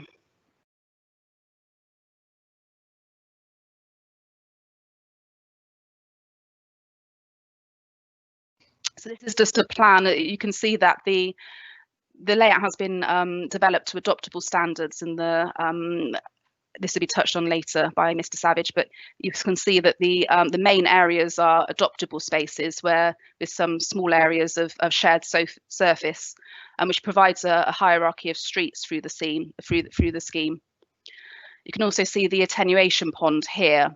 To ensure this isn't a hard sort of landscape feature, there is a bespoke condition which is suggested that would require the precise details of this drainage basin and ensure that there's planting and appropriate railing if that's required to look in keeping with the rural river corridor along here. As I've touched on, there's good permeability through the site through the public rights of way network in this location here, and also the access that leads onto the town centre through Barnaby Mead and Bayfields in this location here. I'm just going to move on to show you some examples of the different house types. What differs from the previous refusal is the variety of house types now proposed. So whereas the refused scheme was predominantly semi-detached, quite deep plan properties, we now have a more vernacular style to the proposed dwellings with more interesting features. We have detached dwellings, and the applicant has introduced elements of stone. We have a run of small terraces, and then we have detached dwellings and linked attached dwellings. One of the refusal reasons was the impact on the properties, the bungalows in Barnaby Mead, because they lie at a lower level to the actual application site. So there's now some bungalows you can see on the proposed layout. I'll just flick back to that. So in this location here, these 3 units are now bungalows set in more sort of spacious plots, and this protects and preserves the amenity of the properties in Barnaby Mead. There's a condition also proposed to remove PD rights for alterations to the roof slopes along these properties here that border the application site to further protect amenity in that location. One of the reasons that objectors have concerns on this current scheme is the inclusion of flats in this scheme, which is a new element of the scheme. It's of note that these are a small block of flats, which includes 6 units, 6 smaller units. The overall ridge height is 8.8 metres, which is not dramatically higher than a normal house. So we're not talking about a large block of flats. They're appropriately detailed. They're broken up in terms of their massing, so they don't look bulky. And you can see on the application site that they are located away from bay, to reduce any sort of impact. What this block of flats also does, because there was an issue about density in the previous refusal, is it frees up space to allow for greater landscaping through the scheme. And it's important to ensure that the scheme is utilised in a way that it provides the much needed dwellings, but at the same time responding through the layout positively to the historic area of Bay. This is a cross section through the site to Barnaby Mead. You can see the proposed dwellings here are now bungalows. You can see the change in levels at the boundary of Barnaby Mead, the bungalows here. And you can see that how levels are meant to be safeguarded through the single story nature of these bungalows here and the removal of permitted development rights on these roof slopes. So some coloured street scenes here. So you can see the bungalows in this location here, which border Barnaby Mead and Bayfields. You can see that these dwellings now wrap round the corner and provide a welcoming entrance to the site. And also the reconfiguration of these units here to provide better levels of amenity to the properties in Bayfields.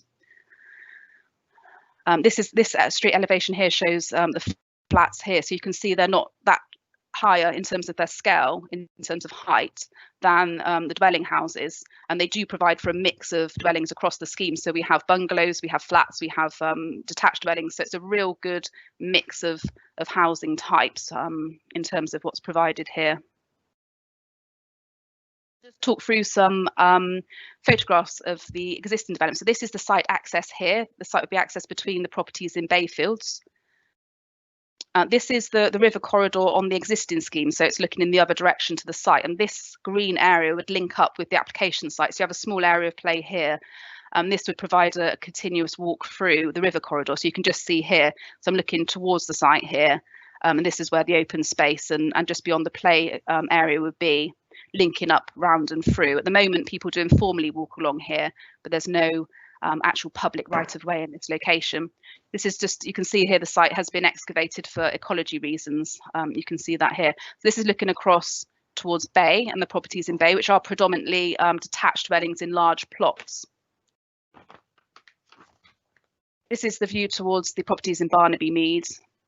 You can see here, and there's some greater separation in this scheme to protect amenity here.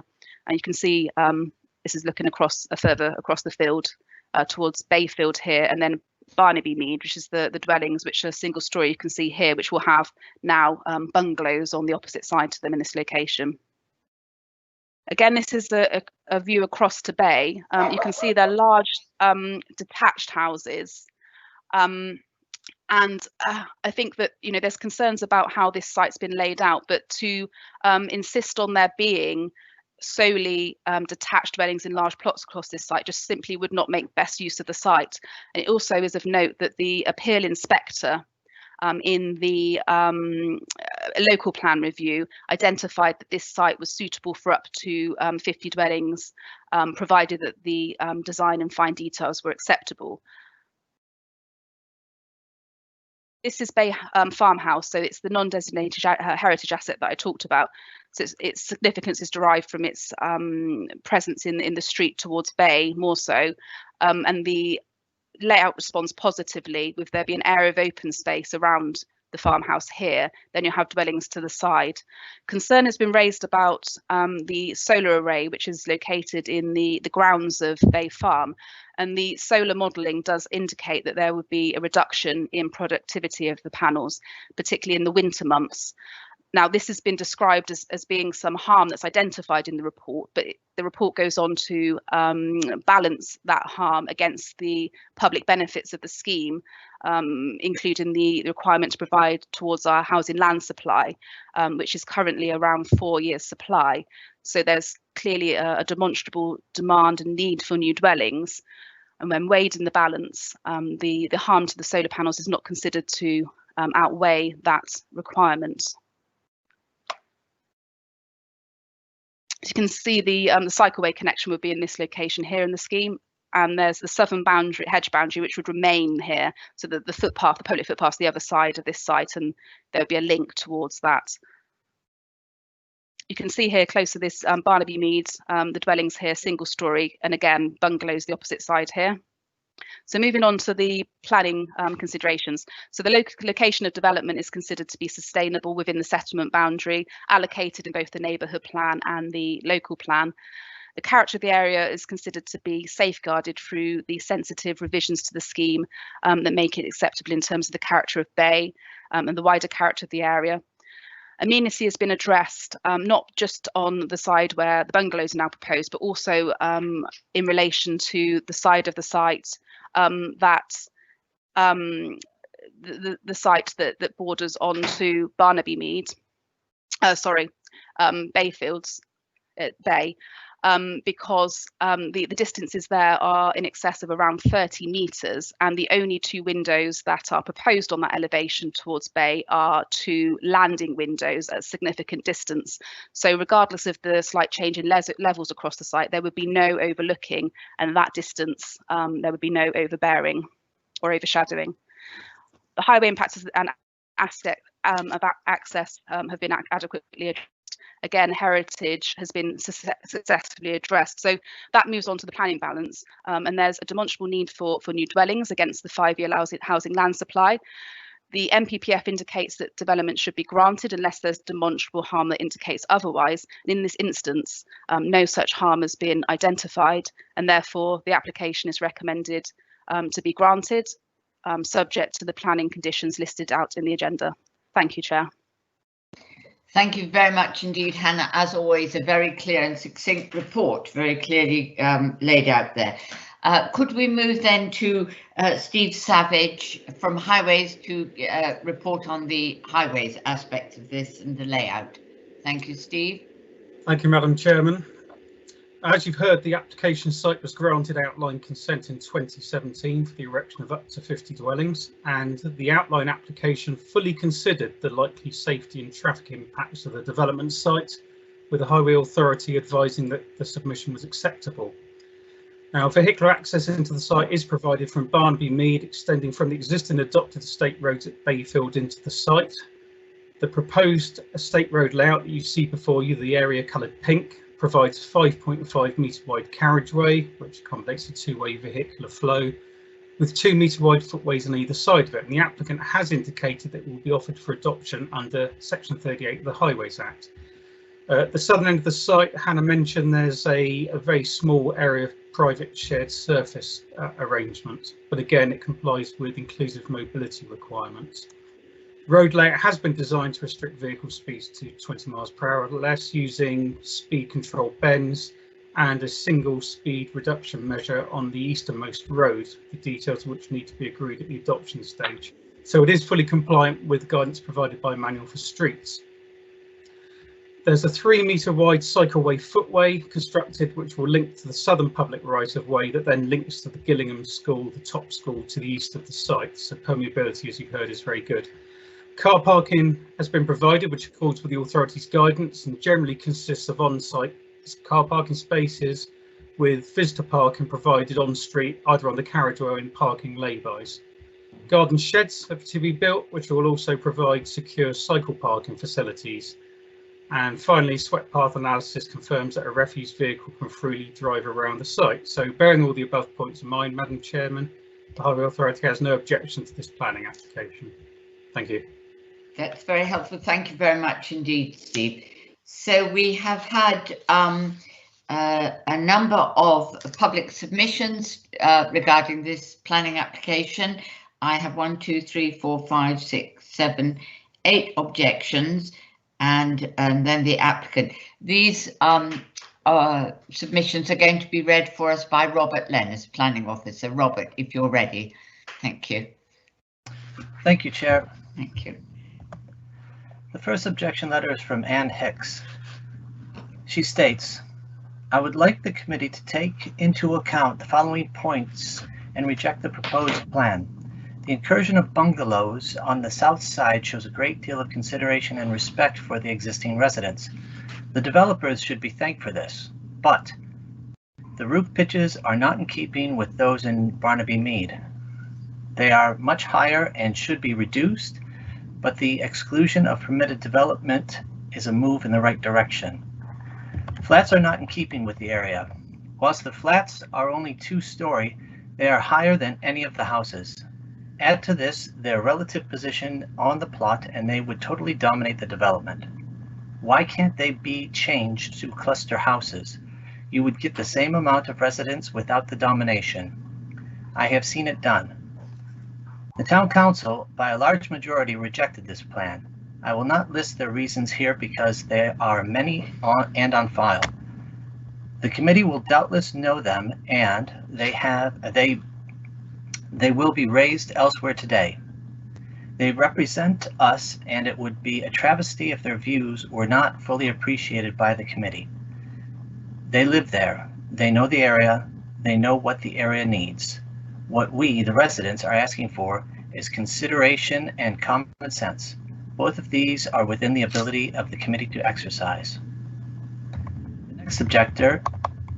next objection letter comes from Joe Kellier, and he states, I live in Bay Farm, adjacent to a part of the housing development south of my property known as the Orchard, where it is proposed to build 6 new houses, namely plots 8 to 13. I have confined my comments to this area of the site. The Bay Farm solar array is one of the most productive domestic solar arrays in Dorset. It even supplies excess electricity back to the grid throughout the year. I commissioned a study by a local architect to determine in detail what the impact of the new housing would be. The survey data clearly indicates that the proposal to build the tall houses on Orchard will result in significant shading to the Bay Farm solar array. The array will be disabled by loss of direct sunlight for a significant portion of the year. Survey data can be applied to the empirical yield data from 2011. The loss of generating capacity, particularly in winter months, is significant and is calculated to be in excess of 25% per annum. Whilst Gillingham Town Council acknowledged the validity of my objection, the current report by Hannah Smith attempts to dismiss this as insignificant. The loss of 25% of the electricity generated by this installation cannot be anything other than significant. I also object to the planting of 3 trees directly adjacent to my solar array. These include 1 Alnus glutiniosa, height 5 to 5.5 meters, and 2 Acer campestre, height 3.5 to 4 meters. Planted in the positions shown, these trees would result in the array being almost completely shaded and hence rendering the array disabled throughout the entire year. The council is considering a bespoke landscape condition relating to the boundary between the site and Bay Farm. If this condition were to be so worded that the planting scheme, both now and in the future, must not impact the performance of the solar array, then this would go some way to alleviating my objections on landscape terms alone. On climate emergency, Mr. Hillier states, Kellier states, sustainability is a priority in the North Dorset local plan and the National Planning Policy Framework. In June 2019, Dorset Council declared a climate emergency, which included a statement.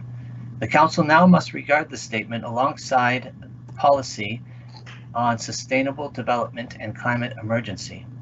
In summary, building tall houses to the south of Bay Farm in the area of land known as the Orchard will partially shade the Bay Farm solar array. Loss of light will be significant, and independent survey data provided supports this prediction. Landscaping plan by the developer. Pardon me. In addition, the current landscaping plan by the developer includes a tree planting plan, which could completely shade and significantly impair the performance of the array. The next objection letter is from Carl Goatley. I won't waste anybody's time by regurgitating the many objections made in respect of this application, but I would like to take the liberty of highlighting two overarching considerations. The density and type of housing, particularly the incredulous introduction of flats, is entirely inappropriate, which is lucidly emphasized through the scale of objection and the passion exuded therein. Sadly, this is point 2, sadly, Gillingham residents feel detached from the planning decisions made on their behalf, having witnessed firsthand the ad hoc and often inappropriate development of our small town, and within their views and feelings often ignored. It is truly heartwarming to hear our town mayor speak up at local planning meetings in relation to always having to accept second best, and I beg you to always ensure such feedback is fully considered. The development at Barnaby Meads is generally supported by local people, along with our neighborhood plan, but providing it's not just another second best. Many thanks in anticipation for demonstrating integrity and action today whilst discharging your duties, and with a focus on the people who have to live with your decisions for many years to come. The next objector is objection letters from Ivan Faulkner. I would like to make a formal representation against the above planning application, which is due to be heard today. I object to the proposed development on the following grounds. Density of the development site. 50 dwellings is far too much for a small site. It is not in keeping with the local surroundings or the local town plan. It was agreed by Gillingham Town Council that this is overdevelopment on the site. Of the dwellings. All the new developments are to be in keeping with the local estates, Gillingham Town Plan. To allow the erection of a 2-story block of flats is not in keeping with the existing dwellings in Bay Fields and Bay Lane. Final planning permission should not be granted based on the current proposal. Increased traffic through the town high street and through Barnaby Mead and Bay Fields is a risk to the local residents' health and safety, and based on this planning application or planning permission should not be granted. Please forward my comments to the committee for consideration. The next objection letter comes from Randy Coldham.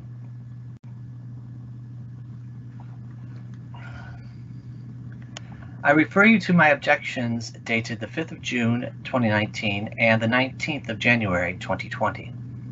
I live at Honeymead, formerly Bowinia, Bay Lane.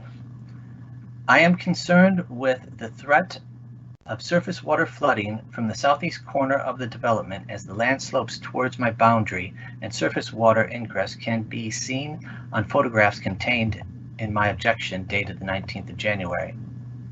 The surface water drain ends some 20 meters from my boundary, with the land from the drain sloping 0.6 meters to my boundary.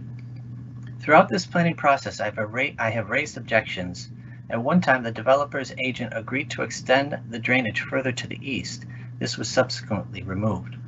Although the developer states that they have consulted us, at no time have they directly addressed this, nor have the council officers offered any support.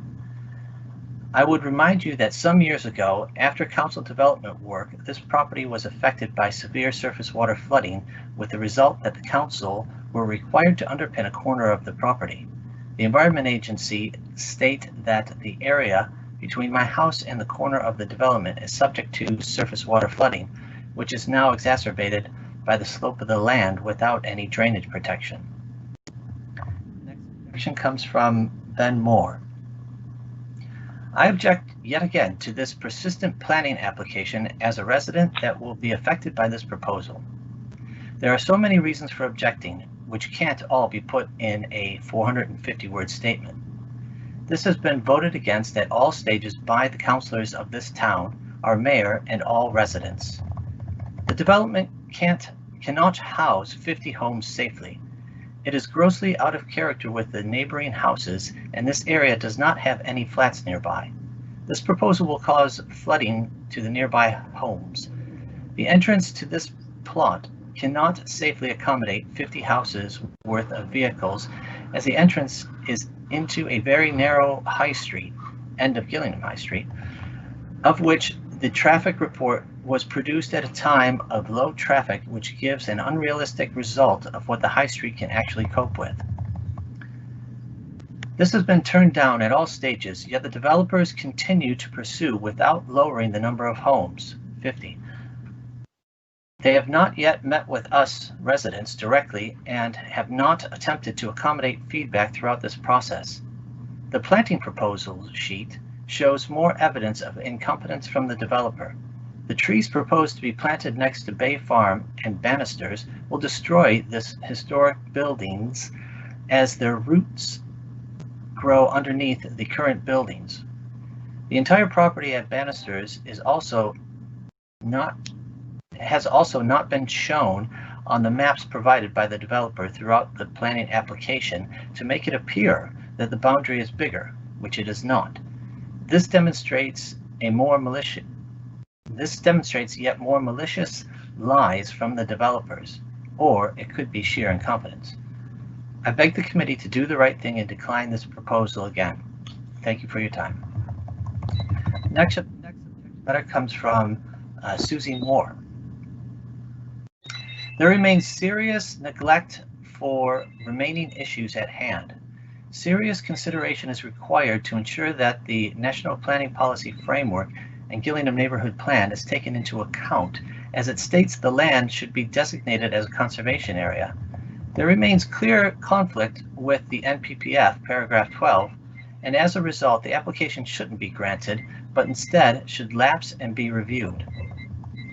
It's respectfully and strongly urged for councillors to refrain from granting such application as a tick box for the housing quota, as the local plan already lists 3+ supply of deliverable housing sites up to the year 2031.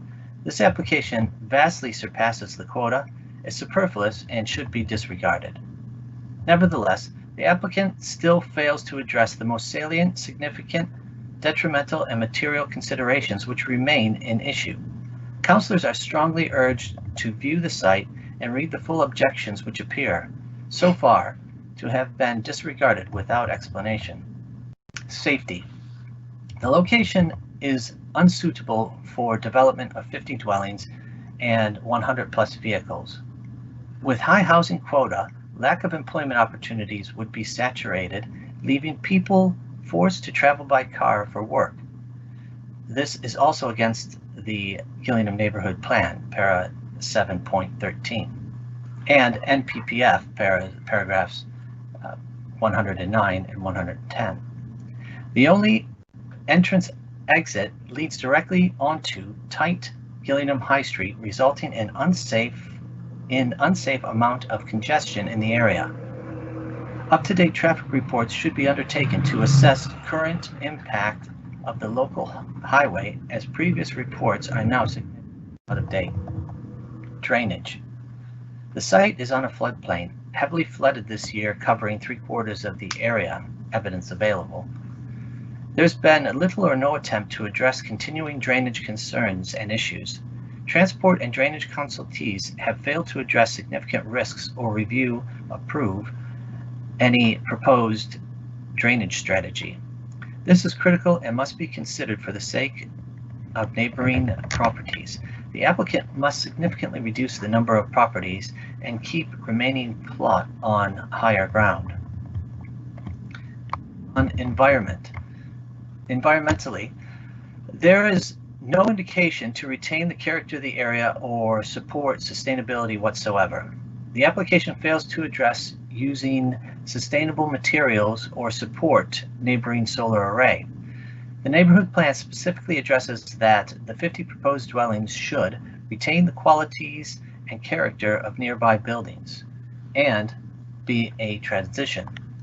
There is no such transition here, with red brick and large block of flats which detrimentally contrast the character of the area, including historic stone farmhouse and barn which sits on the boundary line. With no sustainable and in-keeping materials used, immediate amendments should be made. The objection letter is from Chris Haugvik. Despite the recent case officer's report published on the 15th of June, I believe that in line with the circa 200 plus well-founded and comprehensive objections raised, which have been spread over the last 3 years, the primary rationale for objecting to this proposal has not been answered. For development of such a small site, its scale and proportion will have an overwhelmingly negative effect for the inhabitants of Barnaby Mead, Bay Lane, and Gillingham's town centre. The builder's proposed changes to design, layout, and appearance have not overcome the material reasons to the large number of houses identified for the site. The inordinate amount of extra traffic heading directly onto a busy town center will create unacceptable levels of noise pollution, overparking, and a serious risk to pedestrians alike. The visual impact on the landscape from such a high-density build is undeniably out of character with the historic Bay area of Gillingham. Skylining and overshadowing on the extant houses on both the east and west side of the development is unavoidable with this application, which clearly contravenes the Gillingham neighborhood plan. In short, the residential amenity impact would not be acceptable.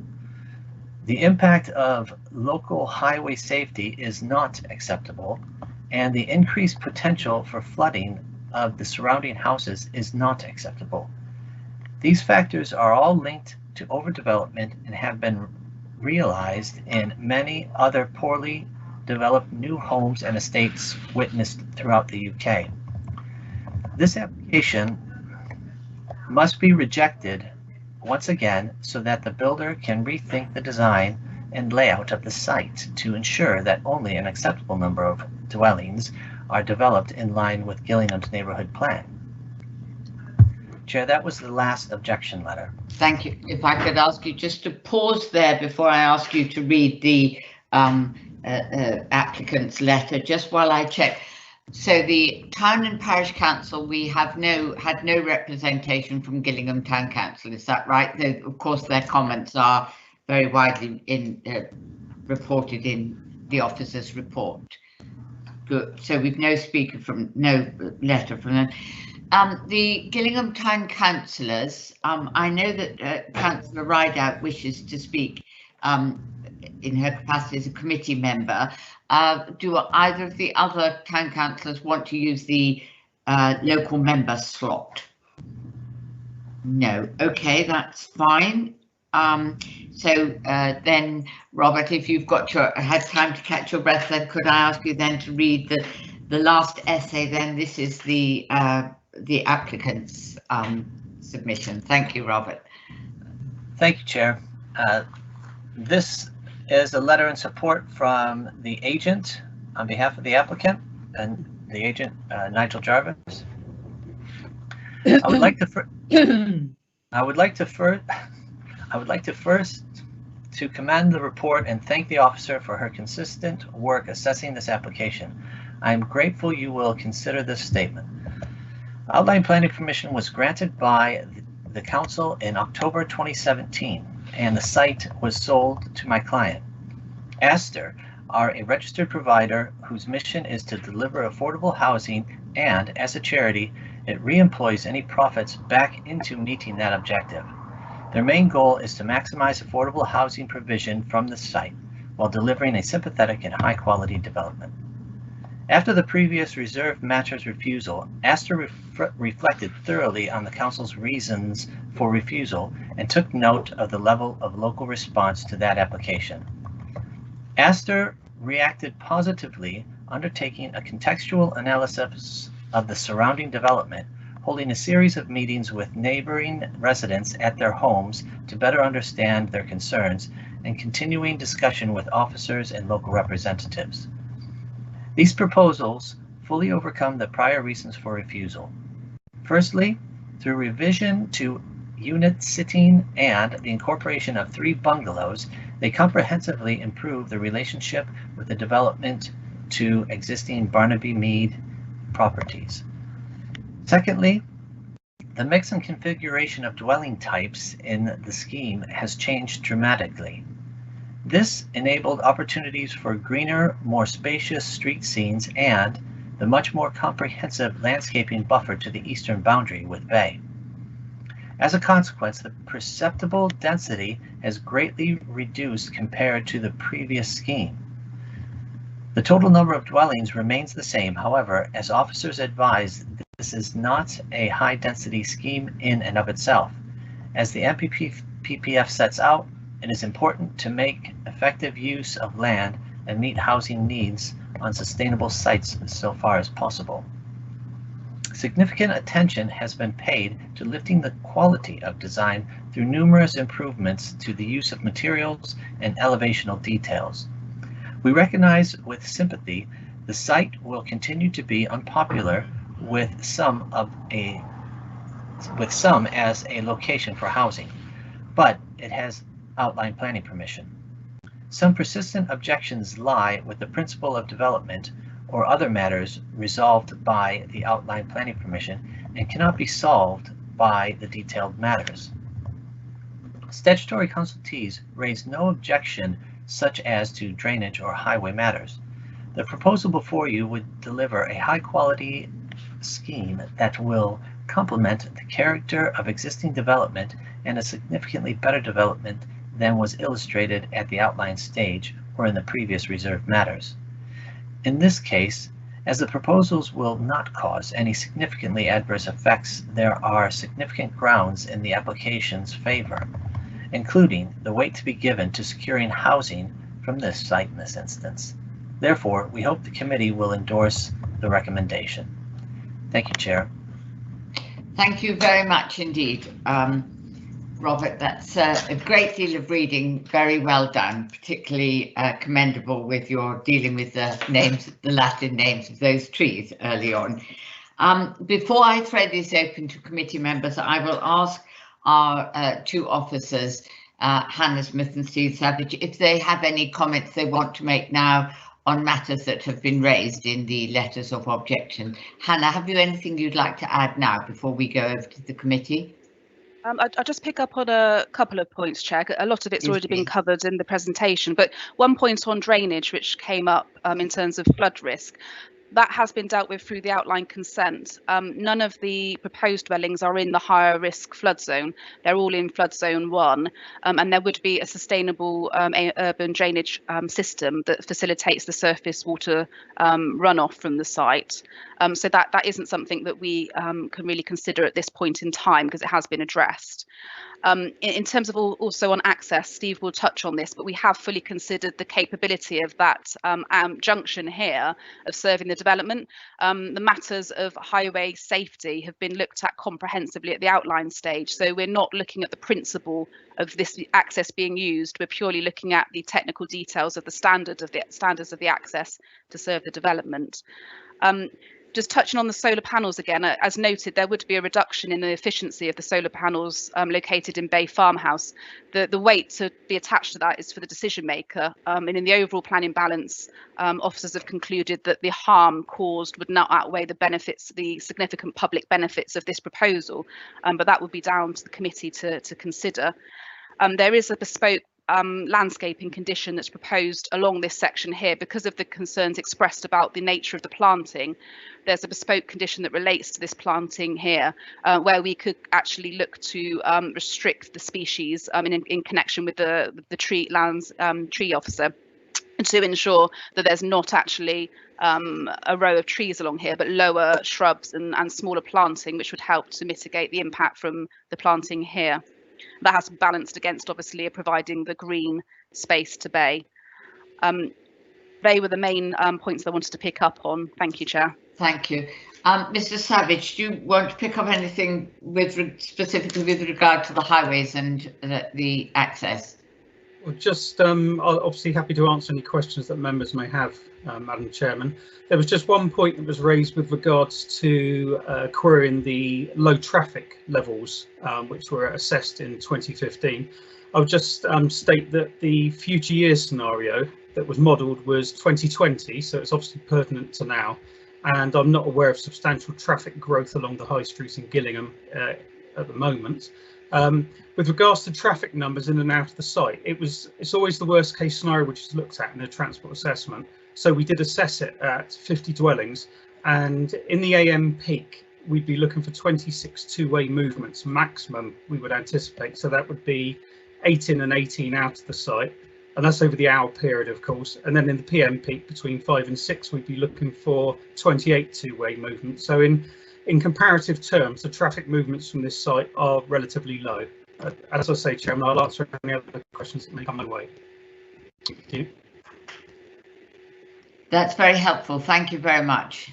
Now, I'm just going to do something slightly unusual here, because a little while ago I asked if one of the ward members was available to use the ward member slot, which was technically speaking just a moment ago, and the ward member was busy on another call and is now available. So with the consent of the committee, I will go back on our order very slightly and invite ward member David Walsh, if he's there, to give up the remarks he would have made if he wasn't on another call. David, are you there, and would you be willing to step in now and give us your views on this as ward member?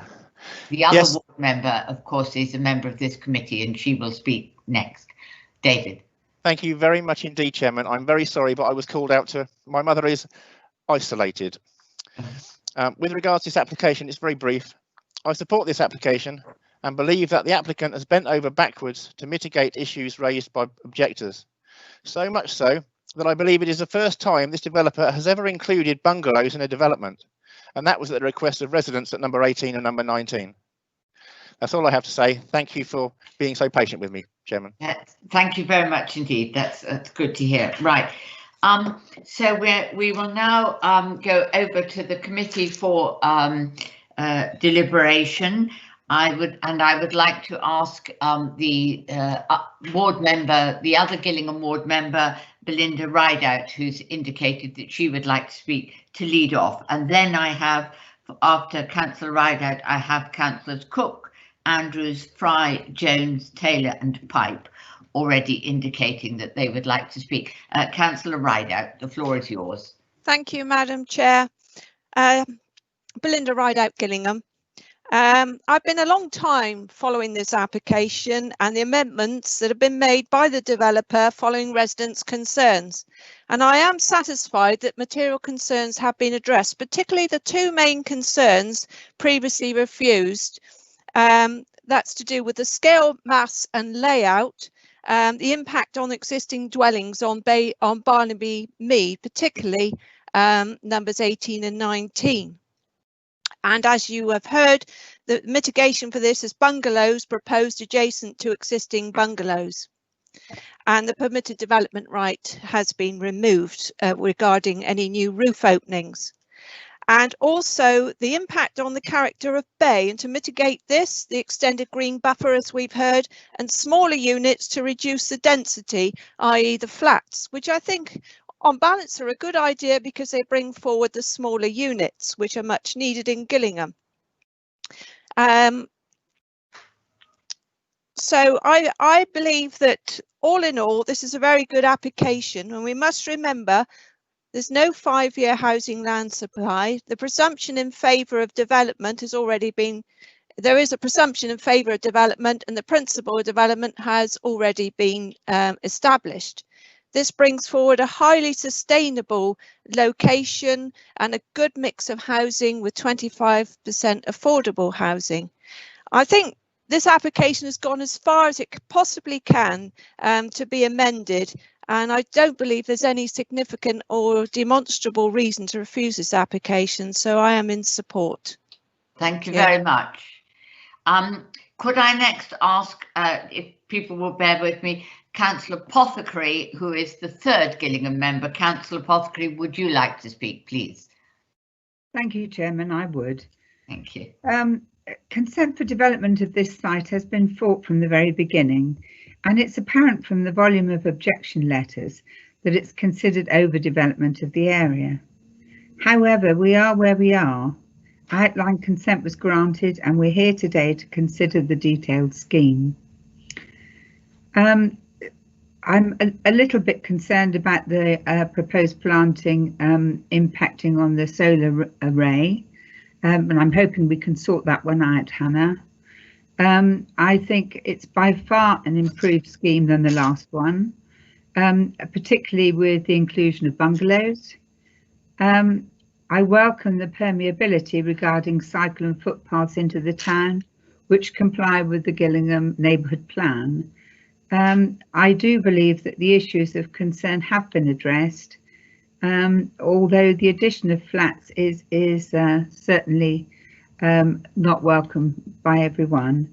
But all in all, I really do think the developer has done his best, their best, to accommodate the concerns of the residents of the town, and I'm prepared to support this application. Thank you. Thank you very much. Hannah, have you something to say to Val now about the planting and the solar array, which would give her some comfort on that? Yes, if on page 244 of the agenda, condition 14 is actually a bespoke condition on that actually reads, notwithstanding the approved landscaping plan prior to the occupation of any plots 8 to 12, a scheme for planting of the shared amenity area adjacent to those dwellings forming part of the landscape buffer to bay shall be submitted and improved in writing. So that's specific for that area, and through that condition we would ensure in conjunction with the tree officer that the species that are chosen there are not trees as shown on the submitted plan, but a mixture of shrubs and low-lying vegetation that would be maintained at an appropriate height. Thank you, Hannah.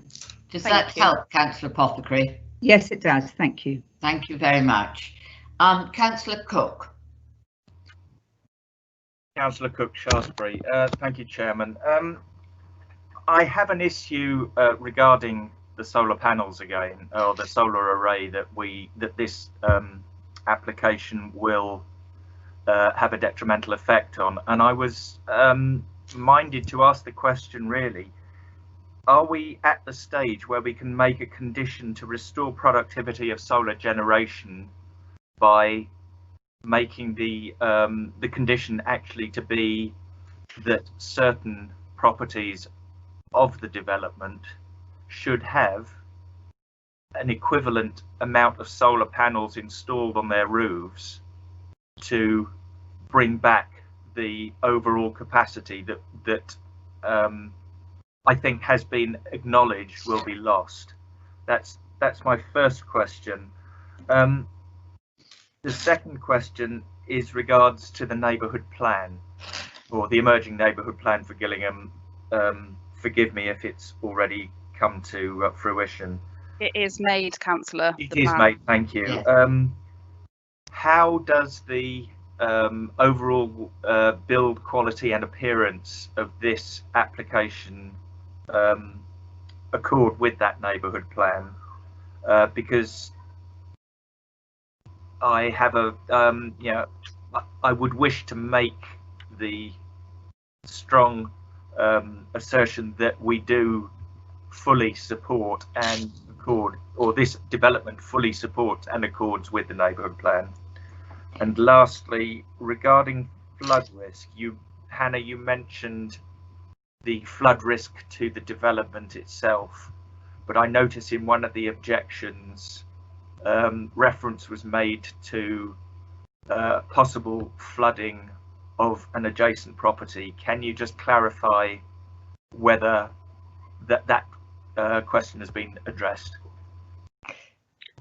Thank you very much, Hannah. So that's 3 questions. First of all, on the loss of on the solar array, and can we in some way recover what might get lost by conditioning other buildings to have solar panels? Yeah.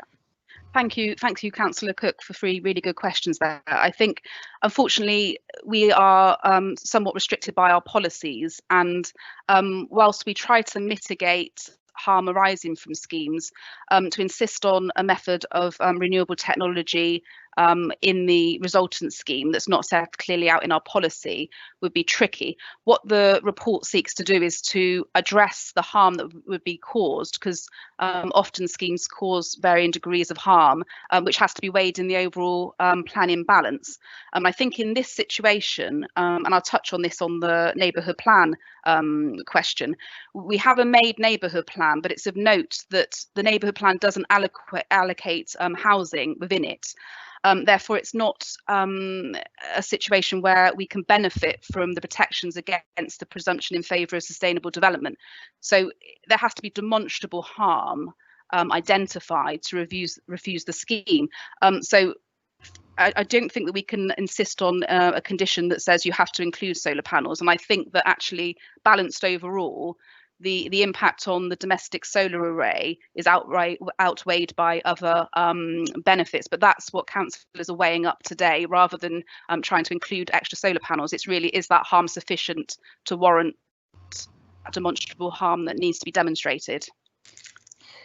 Hannah, before you moved on to the next question, Councillor Cook, did you want to come back on the solar array point again? I saw your hand up there. Well, yes, I did actually. I'm not seeking to say that we refuse this application on those grounds.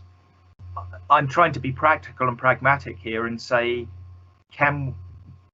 due to the fact that we took a decision back at our first meeting of the council to declare a climate emergency, I don't think it's out of keeping with our overall aim to protect our environment, specifically and I would suggest that 25% of a loss to a solar array is a fairly sizable one, and therefore looking at the overall benefit to the community which this housing development has been shown to give, I think there needs to be some payback, if you like, to that community, and at least put in place measures to mitigate, because it's possible. If it were impossible, then there would be no way of being able to insist on it. But it's a possibility that I believe, and maybe colleagues, when you make your comments, you might believe it too or not, that we have the technology. We have the technology to be able to put these things in place. I think it's a matter of will rather than any other. So I leave it with my colleagues to either agree or disagree with me on that point. Thank you, Chairman. I think the position is, and we have had this discussion previously in this committee, it's not a question of will, it's a question of as the planning committee, we cannot go beyond the planning policies that we currently have to guide us. And at the moment, I think what Hannah will correct me, but I think what the position is that we do not have planning policies that will enable us to insist to specify to that much detail that there should be solar panels on these buildings. So it's not that we don't all agree that it would be a very good idea, and it's certainly not a matter of will. It's a matter of at this point in time, we don't have planning policies that would do that. And if we were to go beyond what our policies allow us to do, then we will be subject to appeal. So the planning committee is constrained by what our policies currently tell us. Is that right, Hannah? And do you want to add anything to that? Because I think we need to get this very clear. Thank you, Chair. I think that was really well put. And I think what we have to be mindful of the fact is the extra solar panels is not part of this application. So we have to consider the application as presented before us today. And what I've explained is the planning balance is if councillors feel that the harm caused to the domestic array through shading in winter months of the solar panels. So we're not looking at a complete reduction. We're looking at shading in winter months when the panels would be less productive in any event, and a condition to ensure long term that there's no planting on that boundary, because without that condition, people could plant on that boundary in an unrestricted way. So officer's view is that on balance, the safeguards are in place, that whilst there is some harm, we can't always seek to eliminate all harm when we consider applications. And it's really down now to the planning balance and whether on balance this is acceptable or not. Thank you very much, Hannah. And then Councillor Cook's final question was about the flood risk. Thank you, Chair. There was one on build quality and the appearance of the dwellings and neighbourhood plan. I think that this is much more reflective of Bay than the previous application. As I've discussed, there's more variety in the types of dwellings proposed, and also there's the inclusion of stone, coins around some of the windows, and elevational treatments of the buildings. So it does take much more reference from Bay, and I think it's difficult to design the development so that you completely replicate Bay. I think the policies are seeking to respond positively, and through the palette of quality materials and the increased design detail, including chimneys, bay windows, more Dorset type vernacular in terms of the scale of the dwellings in their plan form, that has been achieved in relation to the neighbourhood plan. And I'll just make that point again, that the planning balance, we have to, the development plan is the starting point in terms of the neighbourhood plan and the development plan, but we are in a situation where the presumption applies, and we are looking for demonstrable harm, and be mindful of that when concluding your assessment, please. Just the third point in terms of increasing flooding elsewhere, it's a very good point. The drainage has to consider that. So a sustainable urban drainage system not only makes sure that the existing development doesn't flood, but it also makes sure that surrounding development and areas of land doesn't flood. So the attenuation pond, which is located here in the open space, would be sufficient to cater for the amount of runoff from this scheme. And it has to be designed so it doesn't lead to flooding elsewhere. Whilst I understand the concerns, there needs to be a technical ground to refuse on those points, and we're lacking one in that respect. Thank you, Chair. Thank you very much indeed. I have Councillor Andrews next. Yeah, thank you, Chair. I've already had some of my points covered by Councillor Pothecary and Rideout. I'm very pleased that she brought up about the planting, so I think that needs to be a condition, but I would be in favour of supporting this application. Really pleased about the flats. I just asked a question of Hannah, what are those configuration of those flats? Unfortunately, like some other councillors, I haven't, and even today I've got error on server trying to get into the planning applications, so that needs to be fixed. But the flat configuration, we're in desperate need in Dorset of 1-bedroom places, and I just wonder what the configuration is. Thank you. Thank you. Thank you, Councillor. Apologies, I haven't got the floor plans of these units, but they are smaller 2-bedroom properties. There aren't any 1-bedroom properties proposed. They are all 2-bedroom, but still smaller units, and still for this size scheme, very good to see the inclusion of these types of units, because of obviously the massive demand that we have across our unitary for these types of units. Thank you. Yes, thank you very much indeed. Councillor Fry. Thank you, Chair. Mine's more of a statement there. I particularly want, Hannah, can you just clarify the trees that where you were talking about that they were that? And Chair, sometimes it's useful when a letter is being read out to indicate where the concern lies, because time moves on and that issue is lost. We've heard a lot of objection letters, and sometimes it would be helpful if they could point out that fact as we're going through, would alleviate sometimes concerns and questions. So that's one question. Secondly, I totally agree with Councillor Cook's comments. Dorset Council's policies are not currently in step with climate change and environmental concerns, and due to the bureaucracy will take time to amend, resulting in a loss and harm into the environment. What can the committee do to encourage this developer and other developers to adopt a responsible approach to developments, as these properties and buildings will be in place for years to come? And I think this is a missed opportunity, but Chair, I accept what you've said with great regret, but I'd like to put the message out there that myself and my colleagues really have concern for the environment and want to do all that we can to help. And thirdly, Chair, Hannah, I'm very pleased to hear that the PD rights are being removed on the bungalows, because they do seem to be excessively tall and steep angle on those when they could have been lower. And I wonder what the reason why they're so tall. Can you comment on that at all, please? Thank you, Chair. Thank you. Hannah. Thank you, Councillor, for those good points. The trees to apologies, I will do that in future. I think I will move the cursor around so you know what area we're talking about, but I didn't want to be distracted at the same time. So thank you for that comment and take that on board. The trees to bay, was that the question where the solar panels are and the impact on the trees? Yes.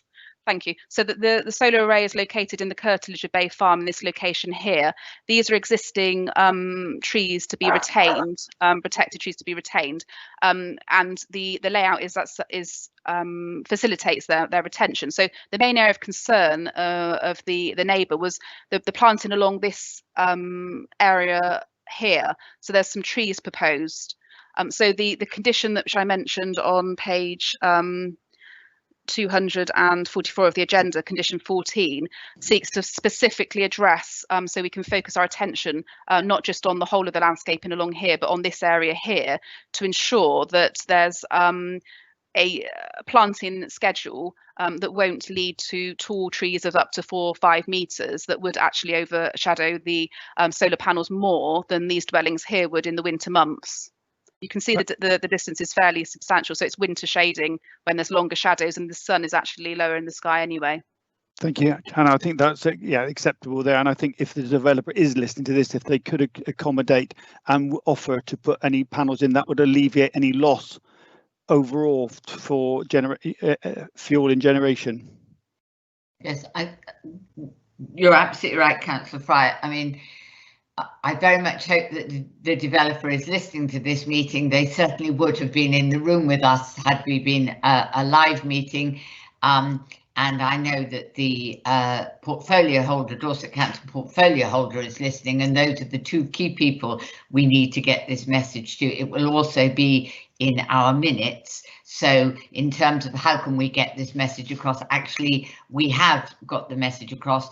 And we do at nearly every meeting, and I think it's very important. And thank you very much for raising it and giving us the opportunity to get that firmly stated on behalf of this committee. We don't have the policies necessarily at this point, but we certainly do have the will and the intention. So thank you for that. Thank you, Chair. And moving on then to Councillor Jones. Thank you, Chair.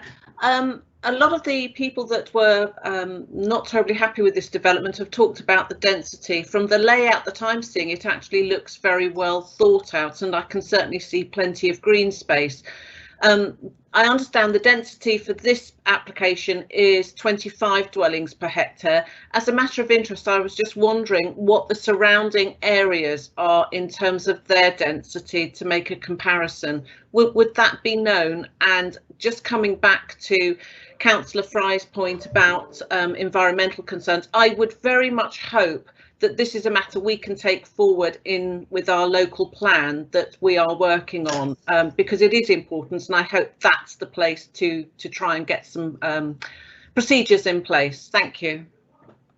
You're quite right, Councillor Jones. That's exactly the place to have this discussion. Hannah, do we know the answer to the density in the surrounding area? That's an excellent point. Thank you for picking that up. I should have mentioned this. Yes, the actual density of this scheme is slightly lower than 25. I put 25 in the report because it's always difficult to precisely calculate, but it's about 23 dwellings per hectare. So in terms of what you'd normally see of at least 35 dwellings per hectare to make best use of land, it's actually below the densities we would normally require.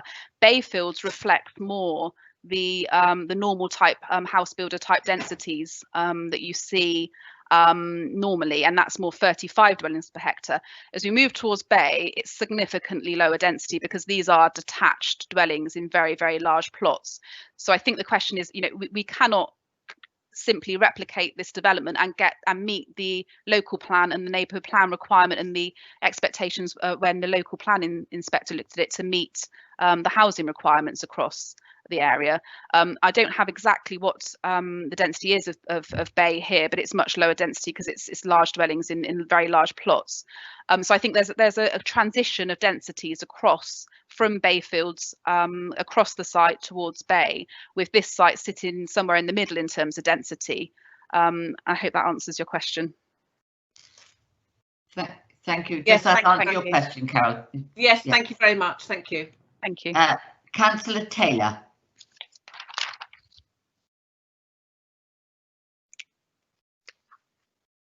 I'm on work. We can hear you, Councillor. Thank you. Now, Councillor Taylor, you're on mute now. Could you unmute? Thank you. Unmuted. There we go. Thank you. Drainage problem was the thing I was concerned about, because I noticed a comment in there for one of the residents saying that the pond, which is towards the top of the picture we got there, is quite full in the winter anyway. So I'm just wondering if that's been accounted for the drainage that we put in on the new development, so it won't overspill. Yes, thank you. That would have been accounted for. At the moment, there isn't a drainage basin in this location. It's the lower part of the site because it's towards the river, but there's no functional technical drainage in place across the site. So it's quite likely that at the current time, water does sit in this area, and there could be issues there.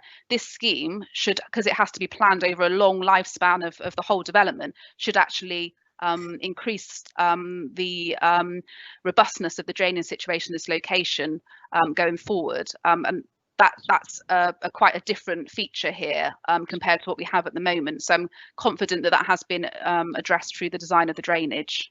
Thank you. Right, thank you very much. Thank you very much. Councillor Pipe. Thank you, Madam Chairman. Having done my homework, I did have a look at the previous application, and I must say that what we have before us today is a much more realistic application. But I'm a little bit concerned about sewerage and drainage services. We've spoken about surface water drainage, which is fine. But what about the sewerage and drainage services? Will we need new provision for these, or will they be connected to existing services? Perhaps somebody could answer me that one. Thank you, Councillor. It would be, it's Hannah Smith, sorry. It would be connected to the existing infrastructure. And that is also a condition on the outline consent that covers foul drainage. Okay, happy with that. Thank you very much. Councillor Hall. Councillor Hall. Yes, thank you, Chairman. It probably won't surprise Hannah to know that it's a tree-related question. Trees or shrubs have a positive impact both environmentally, wildlife, and also softening the impact of a development. However, it's all about the right thing in the right place or maintenance. So my question is, who is going to be looking after all of the trees and the green space, and is that in perpetuity? Now, why I ask that is because you're talking about changing trees to shrubs in the area bordering Bay, but sometimes the only difference between a shrub and a tree is maintenance. So to give you an example, when Robert Lennis read out the comments, he mentioned Acer campestri. Now, in communal terms, that's field maple. Now, if you buy any native hedging mix, you will get field maple. So if those field maples aren't looked after, you'll end up with a field maple tree, which is what you don't want. So therefore, who is looking after this and over what time frame? Because if it's going to be a standard 5 years, that's no good, because most trees are not a problem in 5 years. It's the 10 to 15 year that they then become a problem. Thank you. Hannah, Thank you. Thank you. Thank you, Hannah Smith.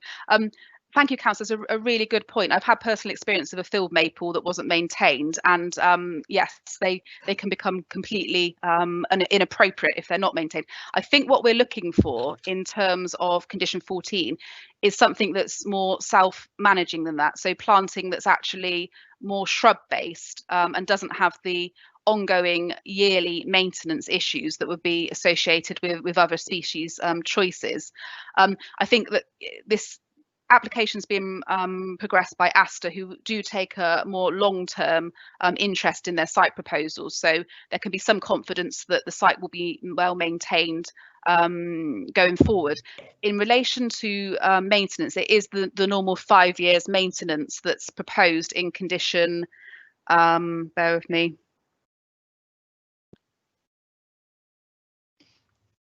I'll just find that for you.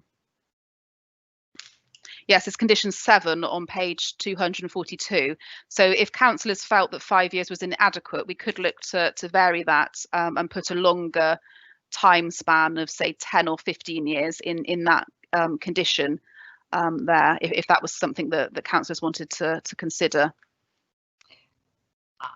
I'm hesitant to jump in here, but I might think that might be a good idea if you could propose a form of words for us, Hannah, given the debate that we've been having here about the landscaping and how easy it is for that to slip away. So I've had a proposal. I'm seeing Councillor Fry is suggesting 15 years. Would that work?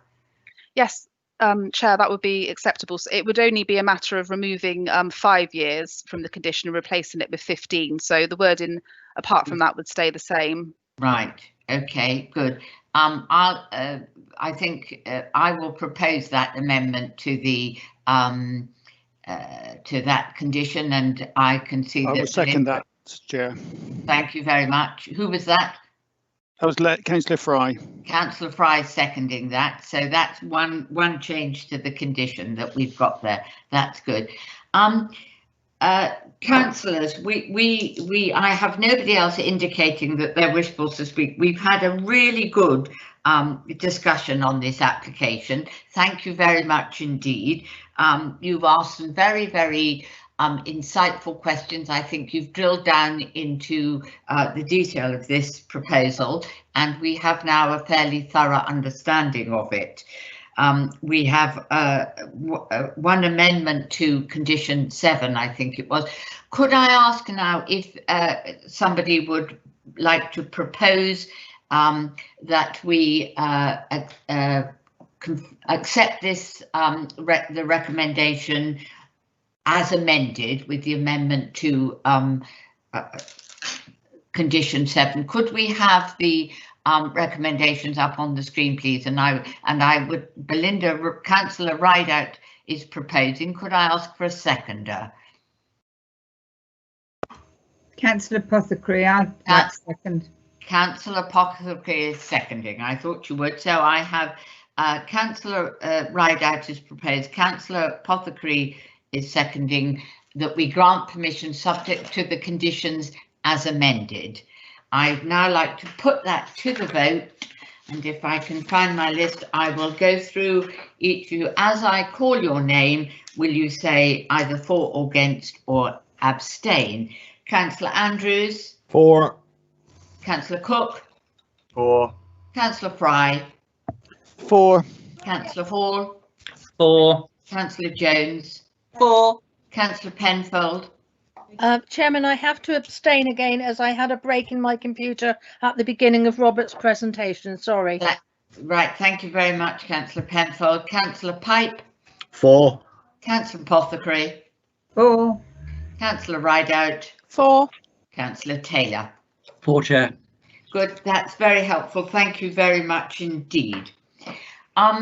Colleagues, it is exactly 1 o'clock, so your timing, as always, is impeccable. I propose now that we will adjourn for lunch and we will reconvene at 2 o'clock, where we will take agenda item 7B, the replacement dwelling at Bleak Farm, and at which point I think one other of our colleagues might be able to join us.